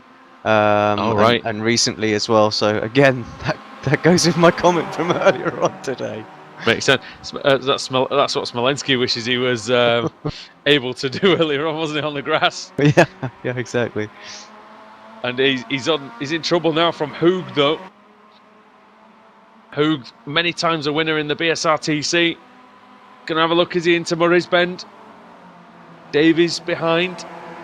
Off goes Smolenski, but that won't bother him. He threw into 4th just down the Conrod straight. He was able to get past both Berridge and Stevens, so he's down to 4th place. Hoog nearly Hoog nearly hit Smolenski, and then Oh Davis my nearly hits God, Hoog. sorry guys. About 10th, 11th, 12th, 13th, 14th, Oh. maybe into 9th. Look at this little Oh group. dear. Oh, look on at the that. Who's inside that? there That's is Ayres. car 20, and car 11 is Dan Hunt. Oh, who, Dan Hunt is hunting for the wall. It looked like for a second. Yeah, he had a bad end of the first snap, Dan Hunt. It was pretty much the same time where Savidovic met his end, and he's now on a comeback through the field. What's that? Speaking of Wojciech Savidovic, 26th at the minute. Oh, it'll be his luck that he ends on pole position for race 4. Just you wait. I think Laura Bond might be out actually. Yeah, I just saw her retire back to the pits there. Cars are definitely out so Bibby's far. out as well. Sorry, McDonald, Hickling, Bibby, Matern, Butcher, Lotterman, and Max Wright all have exited the session in this third race. Alex, if you go on board with Nathan Davis, maybe and you can talk us through what he's trying to do there. Pursuit of the leaders. Get a good view also if the lead 2 in front of him have a nice squabble. Yeah, as we jump on right at the top of the mountain, approaching the downhill section. It's always tricky when you're tucked up behind someone as well, because you just can't see as much, can you? I mean, this visibility really reduced. So you know the track well. It does help that part of the Mazda Cup car is just a roll cage, so not quite as obscured as you would in some of the cars. And like if you had a NASCAR truck down here or something, but yeah, you know, a big old GT3 with a massive spoiler covering things up. But let's see what you can do. Not great exit for Hoog, but Davis pretty close. Might get a run. I think Hoog's just close enough to get enough of a slipstream. That seems to be Smolenski's strong point, coming onto Conrod straight. Have a look whether that will save him. Then he goes very wide into the chase. Davis jockeying for position. Hoog's going to have a look down the inside into the chicane. Is Davis going to push him through? Oh, it's close. And Davis here on the inside. Has Hoog seen him? I think just about. Little rub on the exit. Smolenski going very defensive. He doesn't need to defend anything into Murray's Bend. Defending thin air there, isn't he? You don't want to do that. And again, he's nowhere near him. Stefan Hoog here. So Nathan Davis. Here comes Hoog again. It's close. Davis sliding the car. I wonder actually if he's trying to give Hoog a bit of slipstream. Maybe they were working together. That's why they haven't done anything. Maybe though. Trying to do that. But now this is the time when Smolenski needs to get out of the slipstream range. It's nearly a crash. Oh no. Car 19, whoever that was, Jack McIntyre, save of the day there. I thought we were going to see a huge crash on our hands just in the background as Davis comes up the inside. Oh man. You know what? Mid. Have you seen that, Alex? The overtake or the re-overtake? McIntyre's save. Oh no, I haven't. Let's jump just back. Coming out of the first corner, he just tapped the wall, Adam, and that kind of stabilised the car a little bit. Yeah, I've genuinely thought because there was so many cars around him at the time that he was just going to end up spearing back into them. But how he was able to keep going, I don't know. He's still in 13th place after all that. I love that. Do you know what was great? He did all that massive save and all that, and he's going down the straight, and then he just has a little wobble just to make sure that the car's all right. It's like, yeah, we're good to go. Let's carry on. Huge battle for 8th place, Alex. You've got to get this on camera. Richard Gore. Yeah. The Momo cars. Oh no, Berridge. And it's going to be right in the downhill section. Oh no! Oh no! He's just hit Lee Berridge. They wouldn't have even seen a thing of that. Bless him. Was that Katz? That was Gore, Berridge, and McCarran. Gore. Oh, it's still going on as well out there. Oh god. Alex, I think that might prove your point about not being able to see anything. It comes over the hill. No. And there's just a car in the way. Absolutely nothing Richard Gore could do, and he met a gory end, shall we say. Well, they would have heard on the radio that they had a slow car ahead, but you'll obviously been going, where is it? And then, oh wait, there it is. Yeah, to be fair, even car stopped in the middle. I mean, how are you supposed to get round that? Nothing Berridge could do either. He just had to kind of sit and wait and Well then, final lap of the race, and we've still got the battle for the lead. Alex Smolenski needs Nathan Davies across the line. to start the final lap as I hear more contacts in my ears. I think it might be something that's cars getting repaired in the pit lane, probably. But yeah. Somebody hitting it with a hammer, maybe. The way that Jeremy Clarkson repairs things. Is Alex Smolensky then on the final lap. And I'll tell you what, for all we criticised his driving in the last race, this race he hasn't put a foot wrong, and that's probably just cursed him for the final lap, hasn't it? But he's driven a brilliant race, the Bulgarian. There is a bit of traffic. Lorne Murray, yeah. Now Lorne Murray will already be a little bit annoyed because he got hit by Wojciech Svidovic. Is he still on the lead lap? Yes, he is. No, he's not. He's a lap down already. Melrose, so this is Melrose and Van Gool into turn 2. Melrose is through. Diego Melrose up 29 positions. Started 39th up to 10th place now. Bit of damage for him too. Look at how Smolensky, Alex, has gained an advantage through the first sector. Yeah, great. Just 0.3 of a second. Fair amount of damage on Davis's car. He must have picked that up last lap. Might be affecting him just a little bit in a straight line. Smolensky seems to lose it through the S's. Sorry, Adam. Yes, did Smolensky scrape the wall? I was just going to say, yes, Smolensky seems to lose all his time through this downhill section of the lap. I don't know if he scraped the wall. And that's why he was a little slow in the first part of it, through Forest Elbow. Oh. And you know what? I think he's got a good advantage. Let's just see. 7 tenths. I think he'd be alright. Davis is going to gain, but he's got company from Stefan Hoog behind. He's only just starting to get the speed advantage now, Nathan Davis, down the back straight. Smolensky's on 196. Davis is just reaching 200. He's got good overspeed, but so has Stefan Hoog. Through the chase. Davis defends the inside from Hoog. Late on the brakes, both of them. And he just edges out Hoog. Smolensky still leads. Davis is going to have to defend into Murray's Bend, which is going to give Smolensky a crumb of comfort. These two still battling into the final corner, Adam. He's going to win it, and Hoog gets forced out wide. Alex Smolensky's going to come through and take the win in race 3. Hoog, and he spins. He's over the line and across the line. Stalin Chapalevsky gets 4th. Andreas Katz is going to come through 5th. Where's Dan Hunt? He's going to get 6th. Kip Stevens is not. It's going to be McIntyre then. It's going to get 7th. Then Steve Hefford. Is Roy Ververke going to get Peter Van Gool on the last corner? Van Gool hits the curb. He's all right. Comes through. Side by side. Graham and Bodis. Graham goes through. Bodis. It's going to be close. Bodis by 2 tenths at the end. And then Mark Woodhouse just behind. Then Malcolm, 16th place.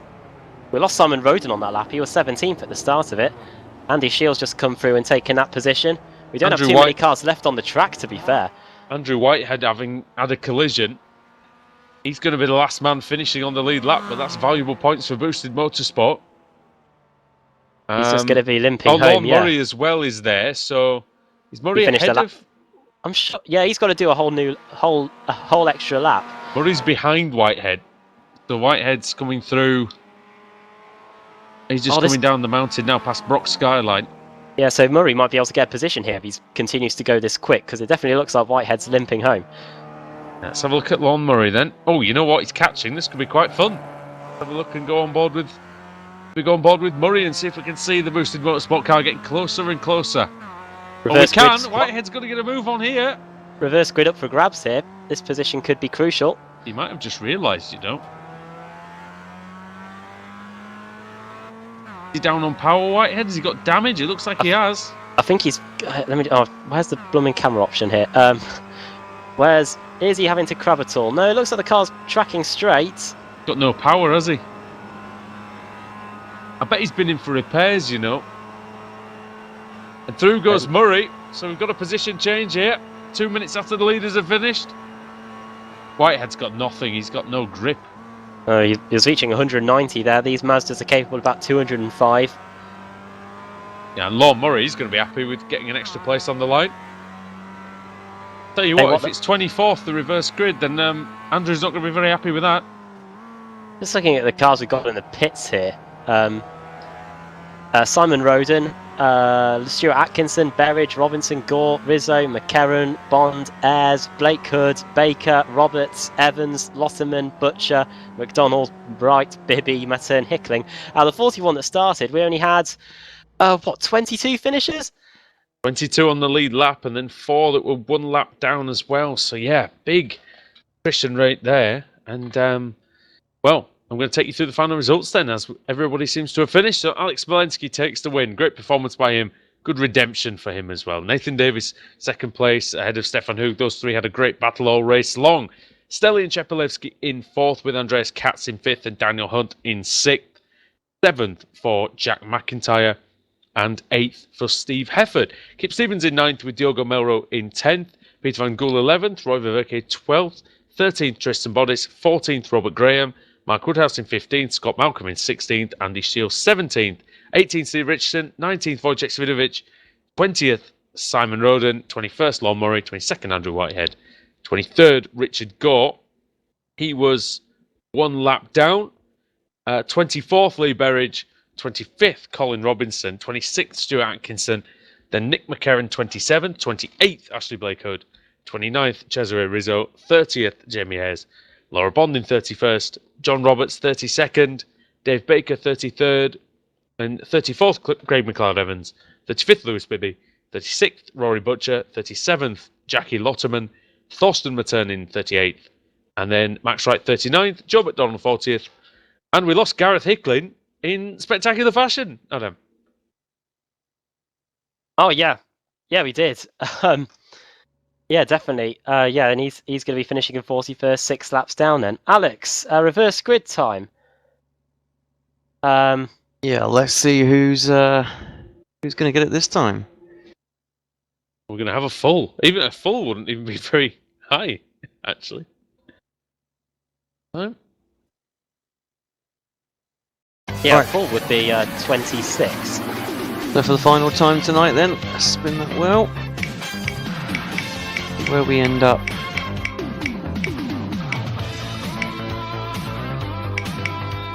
Yeah, no full, I'm afraid. It's not going to make it. 20th place again. Well, Simon Roden is going to start on pole position. Savidovic second. There you go. There you go, Wojciech. Steve Richardson starting third, Andy Shield fourth, and Scott Malcolm in fifth. Tell you what, these reverse grids, they definitely seem to be helping the tactically driving inept for this race meeting anyway. This is it. We've had all sorts going on, but I have to say it's favoured them. It's also favoured Wojciech Svidovic, hasn't it? Because he's going to be starting alongside on the front row, so we'll see exactly what he can do from there, Adam, in race 4. Yeah, definitely. So without further ado, we'll take a short break here on Apex Racing TV and iRacing Live. Join us in a few moments because, yeah, the 4th race of the day, round 28 of the iRacing MSA British and Racers Touring Car Championship here at Bathurst will be getting underway. Don't go anywhere.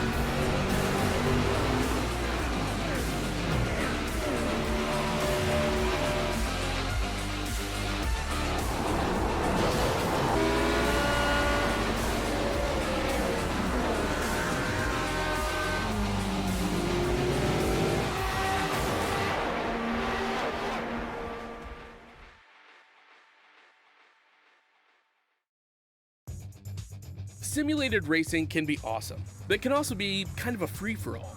Interestingly, auto racing faced the same problem in its earlier days.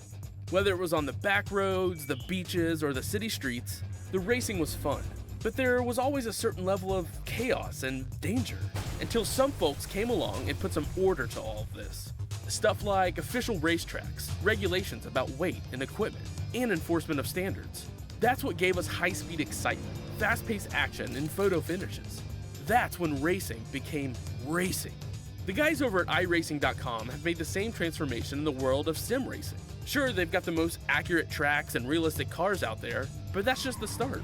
See, iRacing analyzes the performance and results of each driver in every race, so you can be sure you're always placed in races where the competition will be tight, and that those reckless drivers who ruin it for us all are kept in the pits. Not to mention that with over 45,000 active members already in their vast community, you can find races day and night, so you can always get in on the action. You can even join a league of your favorite series. And since updates are always automatic, you don't have to worry about software and can focus on the track. Zip up your fire suit and check out iRacing.com.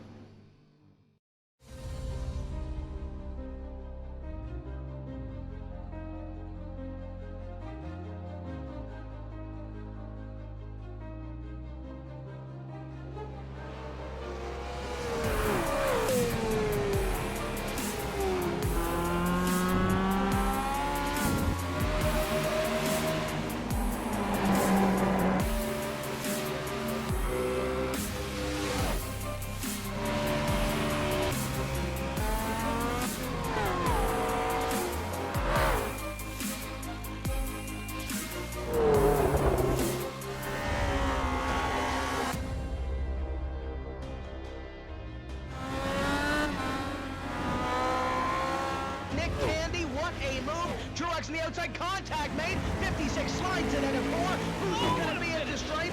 Dead even, give it to Ryan Truex. Truex is your winner over Tandy.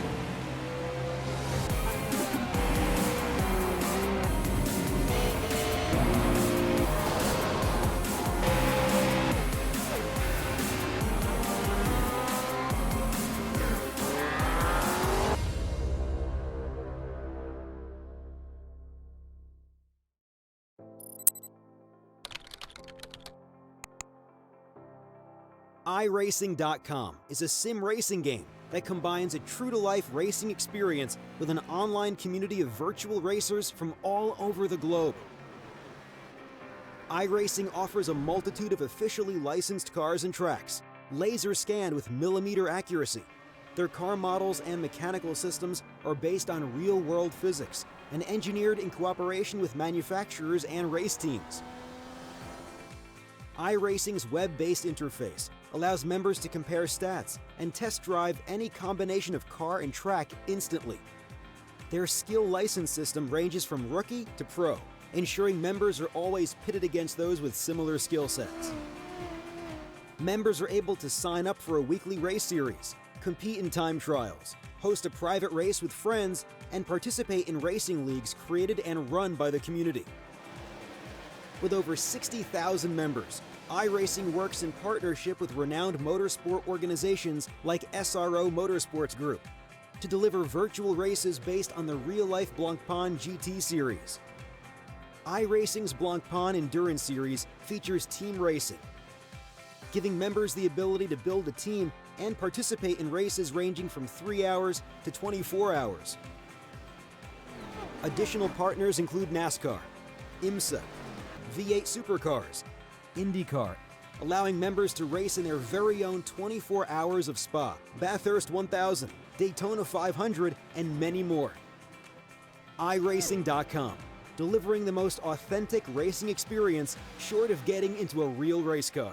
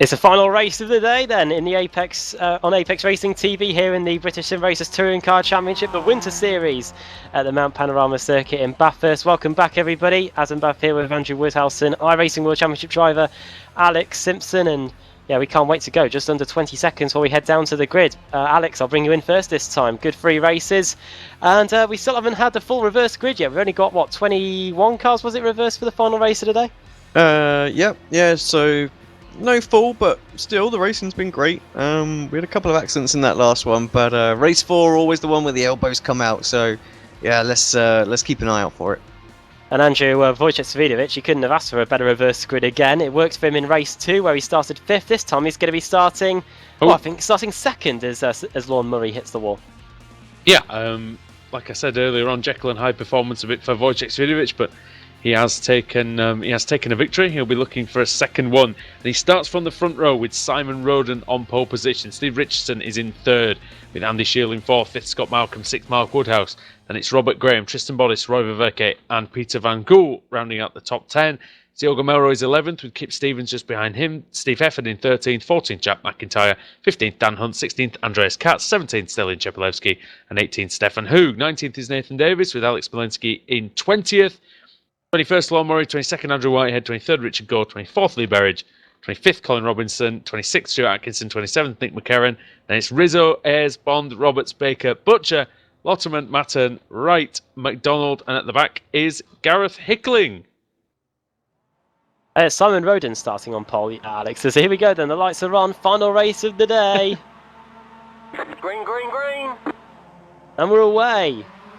Roden gets a good start away from the line. Savijevic is not going to be able to challenge him into the first corner at least. Oh, he's going to defend thin air though. Oh, there you go. That shows you what comes out of my mouth. Savijevic takes the lead. Yeah, it was a great start by Roden. You weren't wrong, Adam, but he just didn't commit into Hell Corner at all. And he's lost second place as well. Andy Shield through, and 2x2. Here we go up the straight. Oh, yeah, contact. That was Rob Graham getting into the back of Steve Richardson as we head up towards turn 2. Yeah, let's see if everybody makes it to turn 2. Make sure there's no accidents on the straight. Oh, they're 3 wide by 3 wide. In the middle of the pack somewhere, Ayres and Bond and 13 car. Who's that? Into the wall, Baker. big crash. Oh, crash. Oh, this is going to be huge. The track's blocked. Surely safety car. Come on, guys. Rizzo's on his roof. Throw it if you can. Oh dear. Nope. We'll carry on. No safety car. Unbelievable, really. The track is blocked. Many drivers held up massively. Oh dear. Well, if there's anything you can give credit for the fact that we haven't got a safety car is that for you viewers, the race will finish quicker. Well, it's finished even quicker for some of those guys just now. Let's see if they can all go through Skyline and the S's then without taking each other out.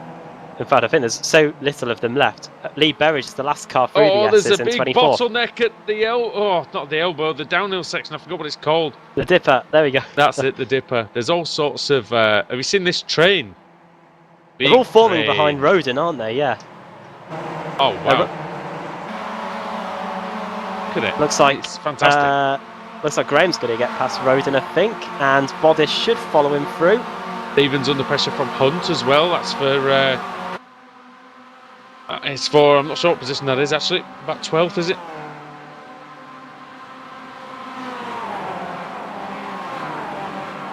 Into the chicane then for the first time, so Roden down to 5th place. Mark Woodhouse and Melro going side by side here. That is close, and that is Woodhouse back through.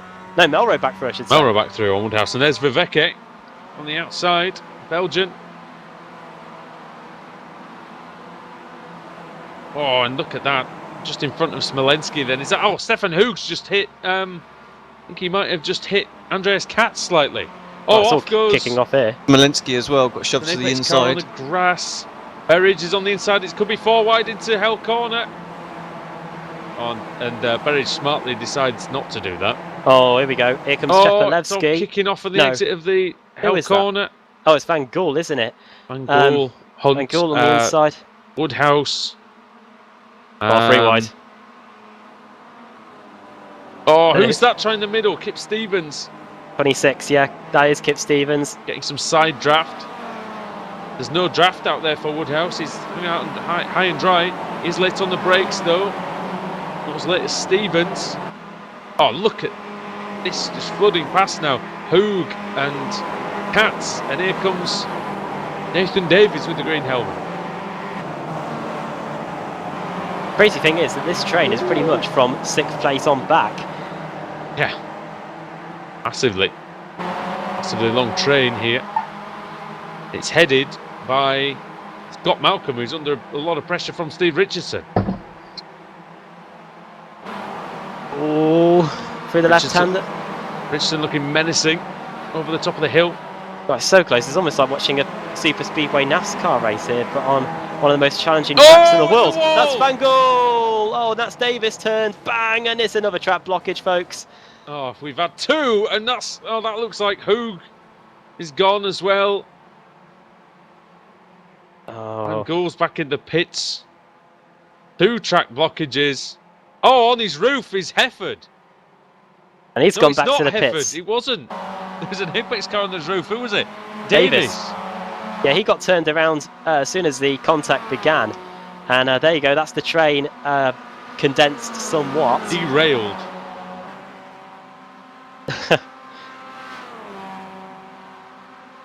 Hunt and Richardson side by side. Many of the passengers have just stepped off. Before the train reached the platform, I think. Looks like they've been thrown off. I don't think half of them had a ticket, to be honest. As 34, who's that? Jack McIntyre. And Viverke gets past Richardson. Richardson had Paul Chicane there. So Viverke is going to go through into the final corner. Let's see if he can do it. Richardson's late on the brakes, so he goes around the outside. He's going to use that extra grip. Beautifully done by Steve Richardson. That's great stuff by the veteran of the BSR TC. Here comes Daniel Hunt on Lon Murray, is it? Roden, sorry. Same colour scheme, is it? Ooh! Oh! Sorry. And that was 34. That was Jack McIntyre. He fancied a bit of the action as well at the inside of Simon Roden. Laura Bond into the wall. Final corner. Bit further up as well. It's Rob Graham, Tristan Bodice, and Melrose going at it. Melrose gained 30 places in the last race. Up the inside he goes of Bodice. And that is position gained number 7. That's him up into 4. Rob Graham's in there just in front of those 2.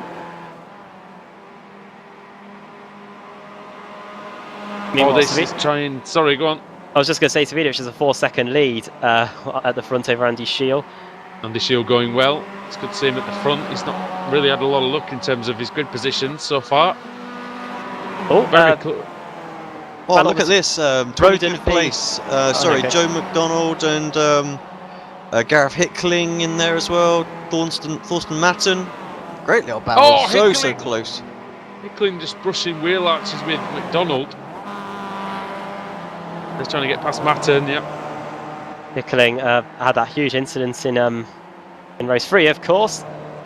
Got to get some positions back up to 26th. He's already gained 12. Biggest mover through the field, I think, is David Baker at 14 positions. It's very close. Graham versus Melrose versus Bodice.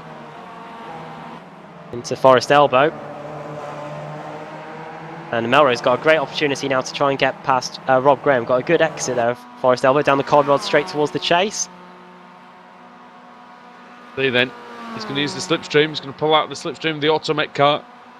DQRS line driver, Diogo Melrose. He's going to go through, but can he keep it? Because still got the heavy braking zone of the chicane to come. And Graham's going to get a bit of the slipstream through the chase. Still side by side. Here comes Bodice as well. Don't get greedy, boys. A lot of points on offer. A lot of drivers out of this race.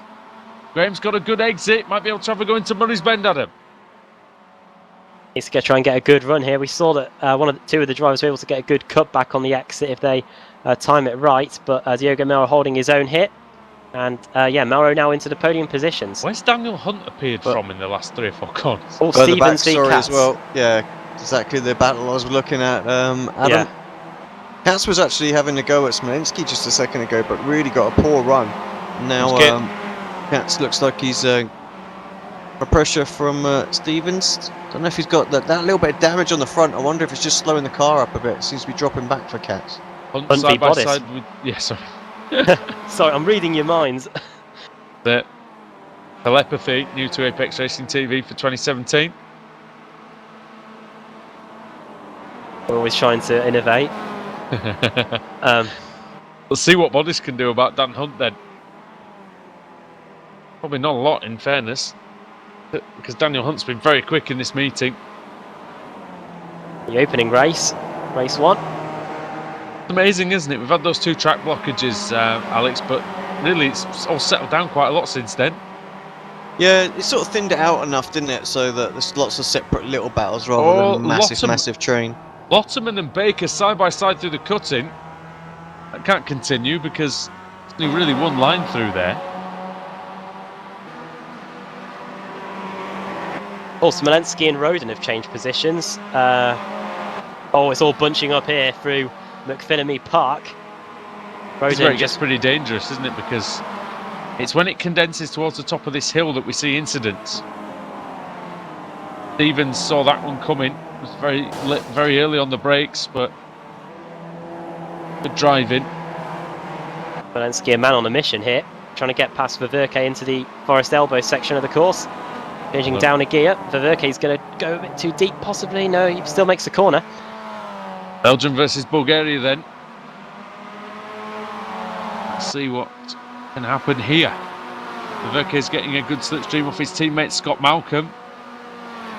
Actually, quite a few nationalities in this picture. Scotland, Belgium, Bulgaria, England and Germany with Katz and Richardson behind. Oh my word, here comes Smolenski. They could... I hear sliding in front of me. It's Melrose! Is it really? It is, isn't it? Diogo Melrose off. On his own. Hit the curb on the inside and then... He's getting freight trained here by these guys coming back on as well. 3 or 4 wide. Katz having a look on the inside. He's not going to be able to make it. Melrose, there's a contact. I can hear it. He hit Smolenski. Into Smolenski. Still going though. All these drivers still intact. To see Stevens versus Gore in the background. Katz up the inside of Richardson. Steve Richardson really enjoying the Bathurst circuit.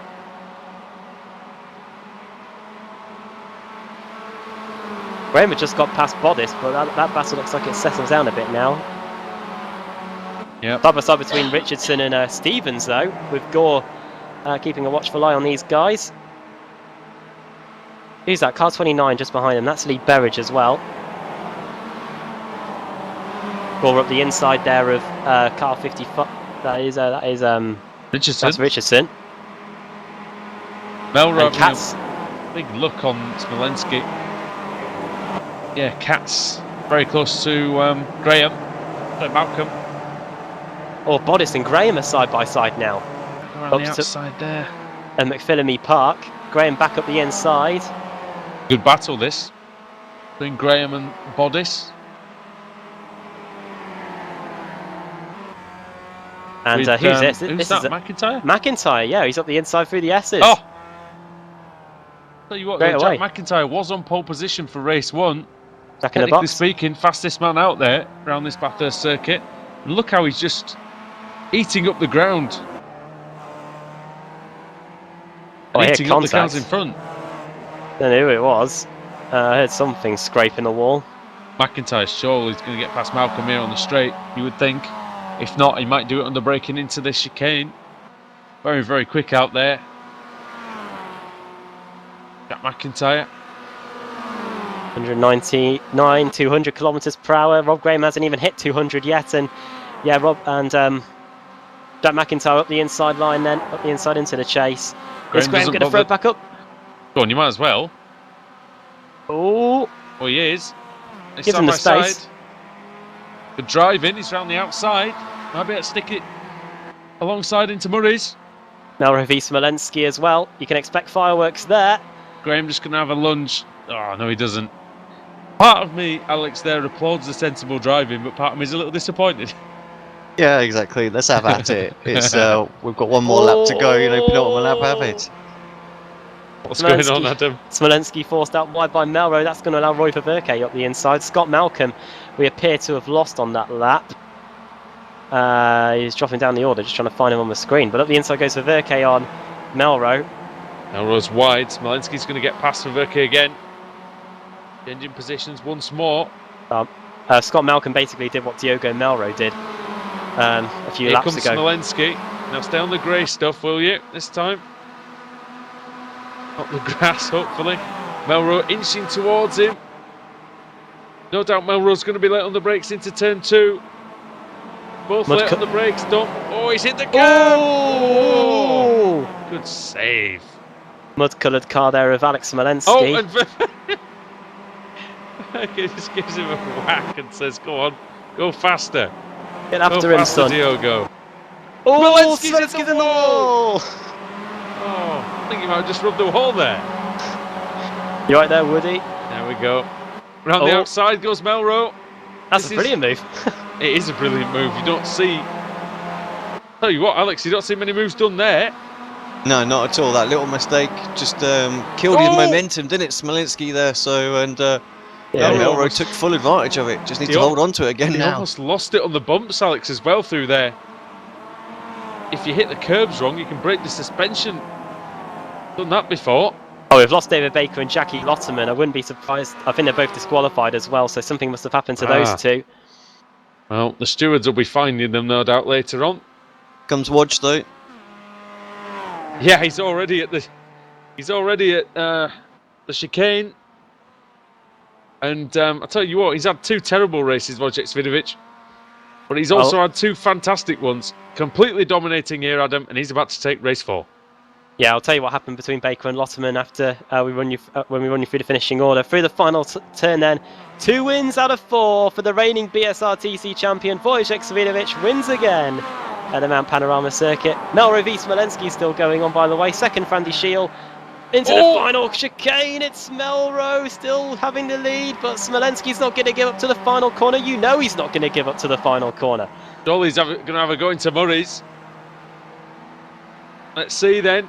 He's going to be late on the brakes. He's going to try this cutback. We've seen the cutback work in the past.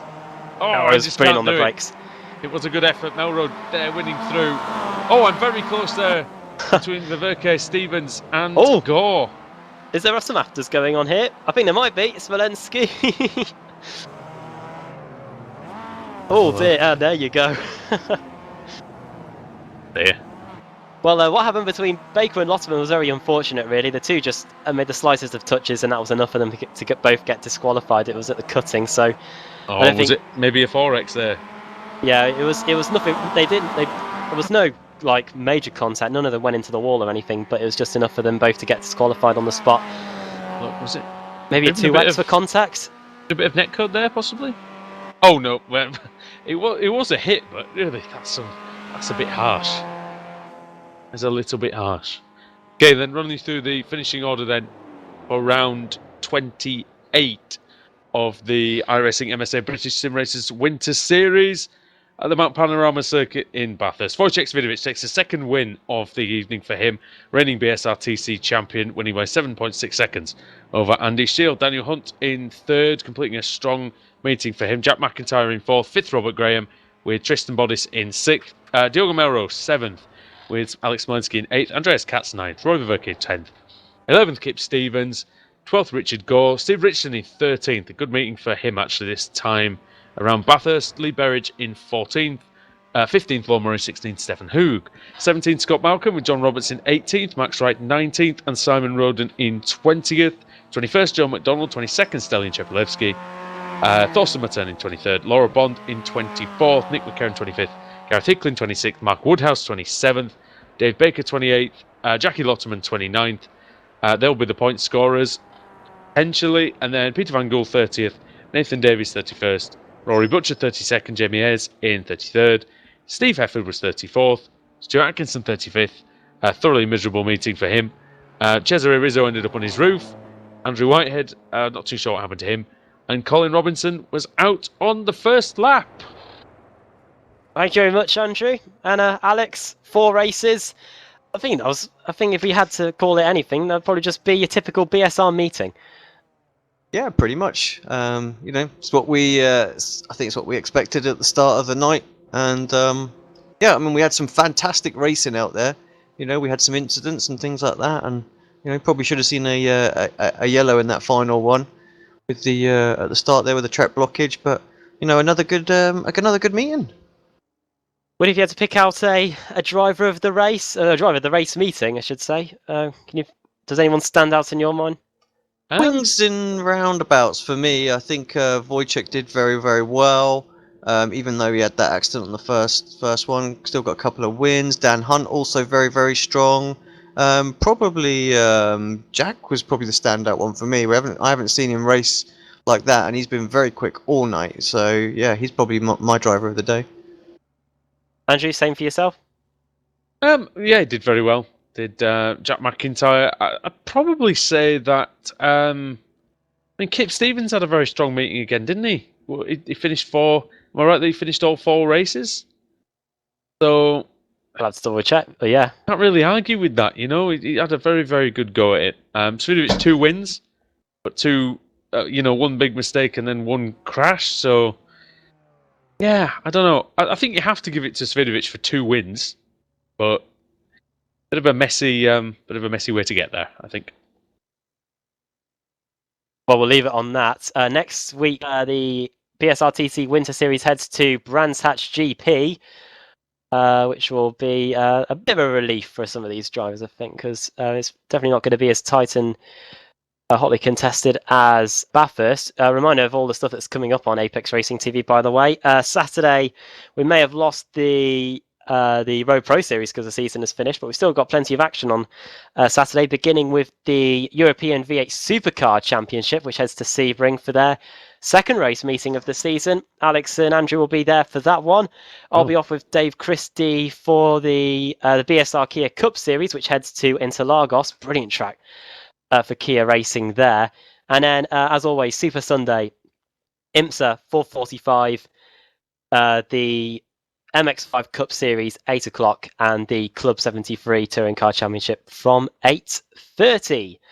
Oh, thanks to I was just going to say, of course, if you missed the announcement the other night, Alex brought the news that we are going to be covering at some point the Porsche Cup as well. So we're going to get that organised in the next couple of weeks and bring you some information about that. There was change of foot in the Apex Racing TV world. Yeah. And of course, we've got Ritmatech Sports Car Series, I should just say, Tuesday at 2 a.m. Also running for everything. We've also got the next race meeting of the BSR Formula Renault Series, which is at a Silverstone Historic on Tuesday night at 8 o'clock, which will be interesting. And of course, all those Fast and Furious, that one. Yeah, definitely. Down the Hangar Straight, Alex. That'll be brilliant. That'll be a fantastic race meeting, that will. So really, really close, I expect it to be. And of course, the race to the Sim Expo in Germany is on. But yeah, that is all the action we've got from tonight at the Mount Panorama Circuit. Congratulations to our winners. Wojciech Svidovic for races 2 and 4. Dan Hunt race 1. And race 3 going to Alex Smolensky. Great job by all of those guys. And yeah, the next race meeting is Brands Hatch GP next week at 8 o'clock. You don't want to miss that. So my thanks to Alex. My thanks to Andrew as well. And I've been Adam Bath, and yeah, we'll see you next week in the British Sim Racers Touring Car Championship.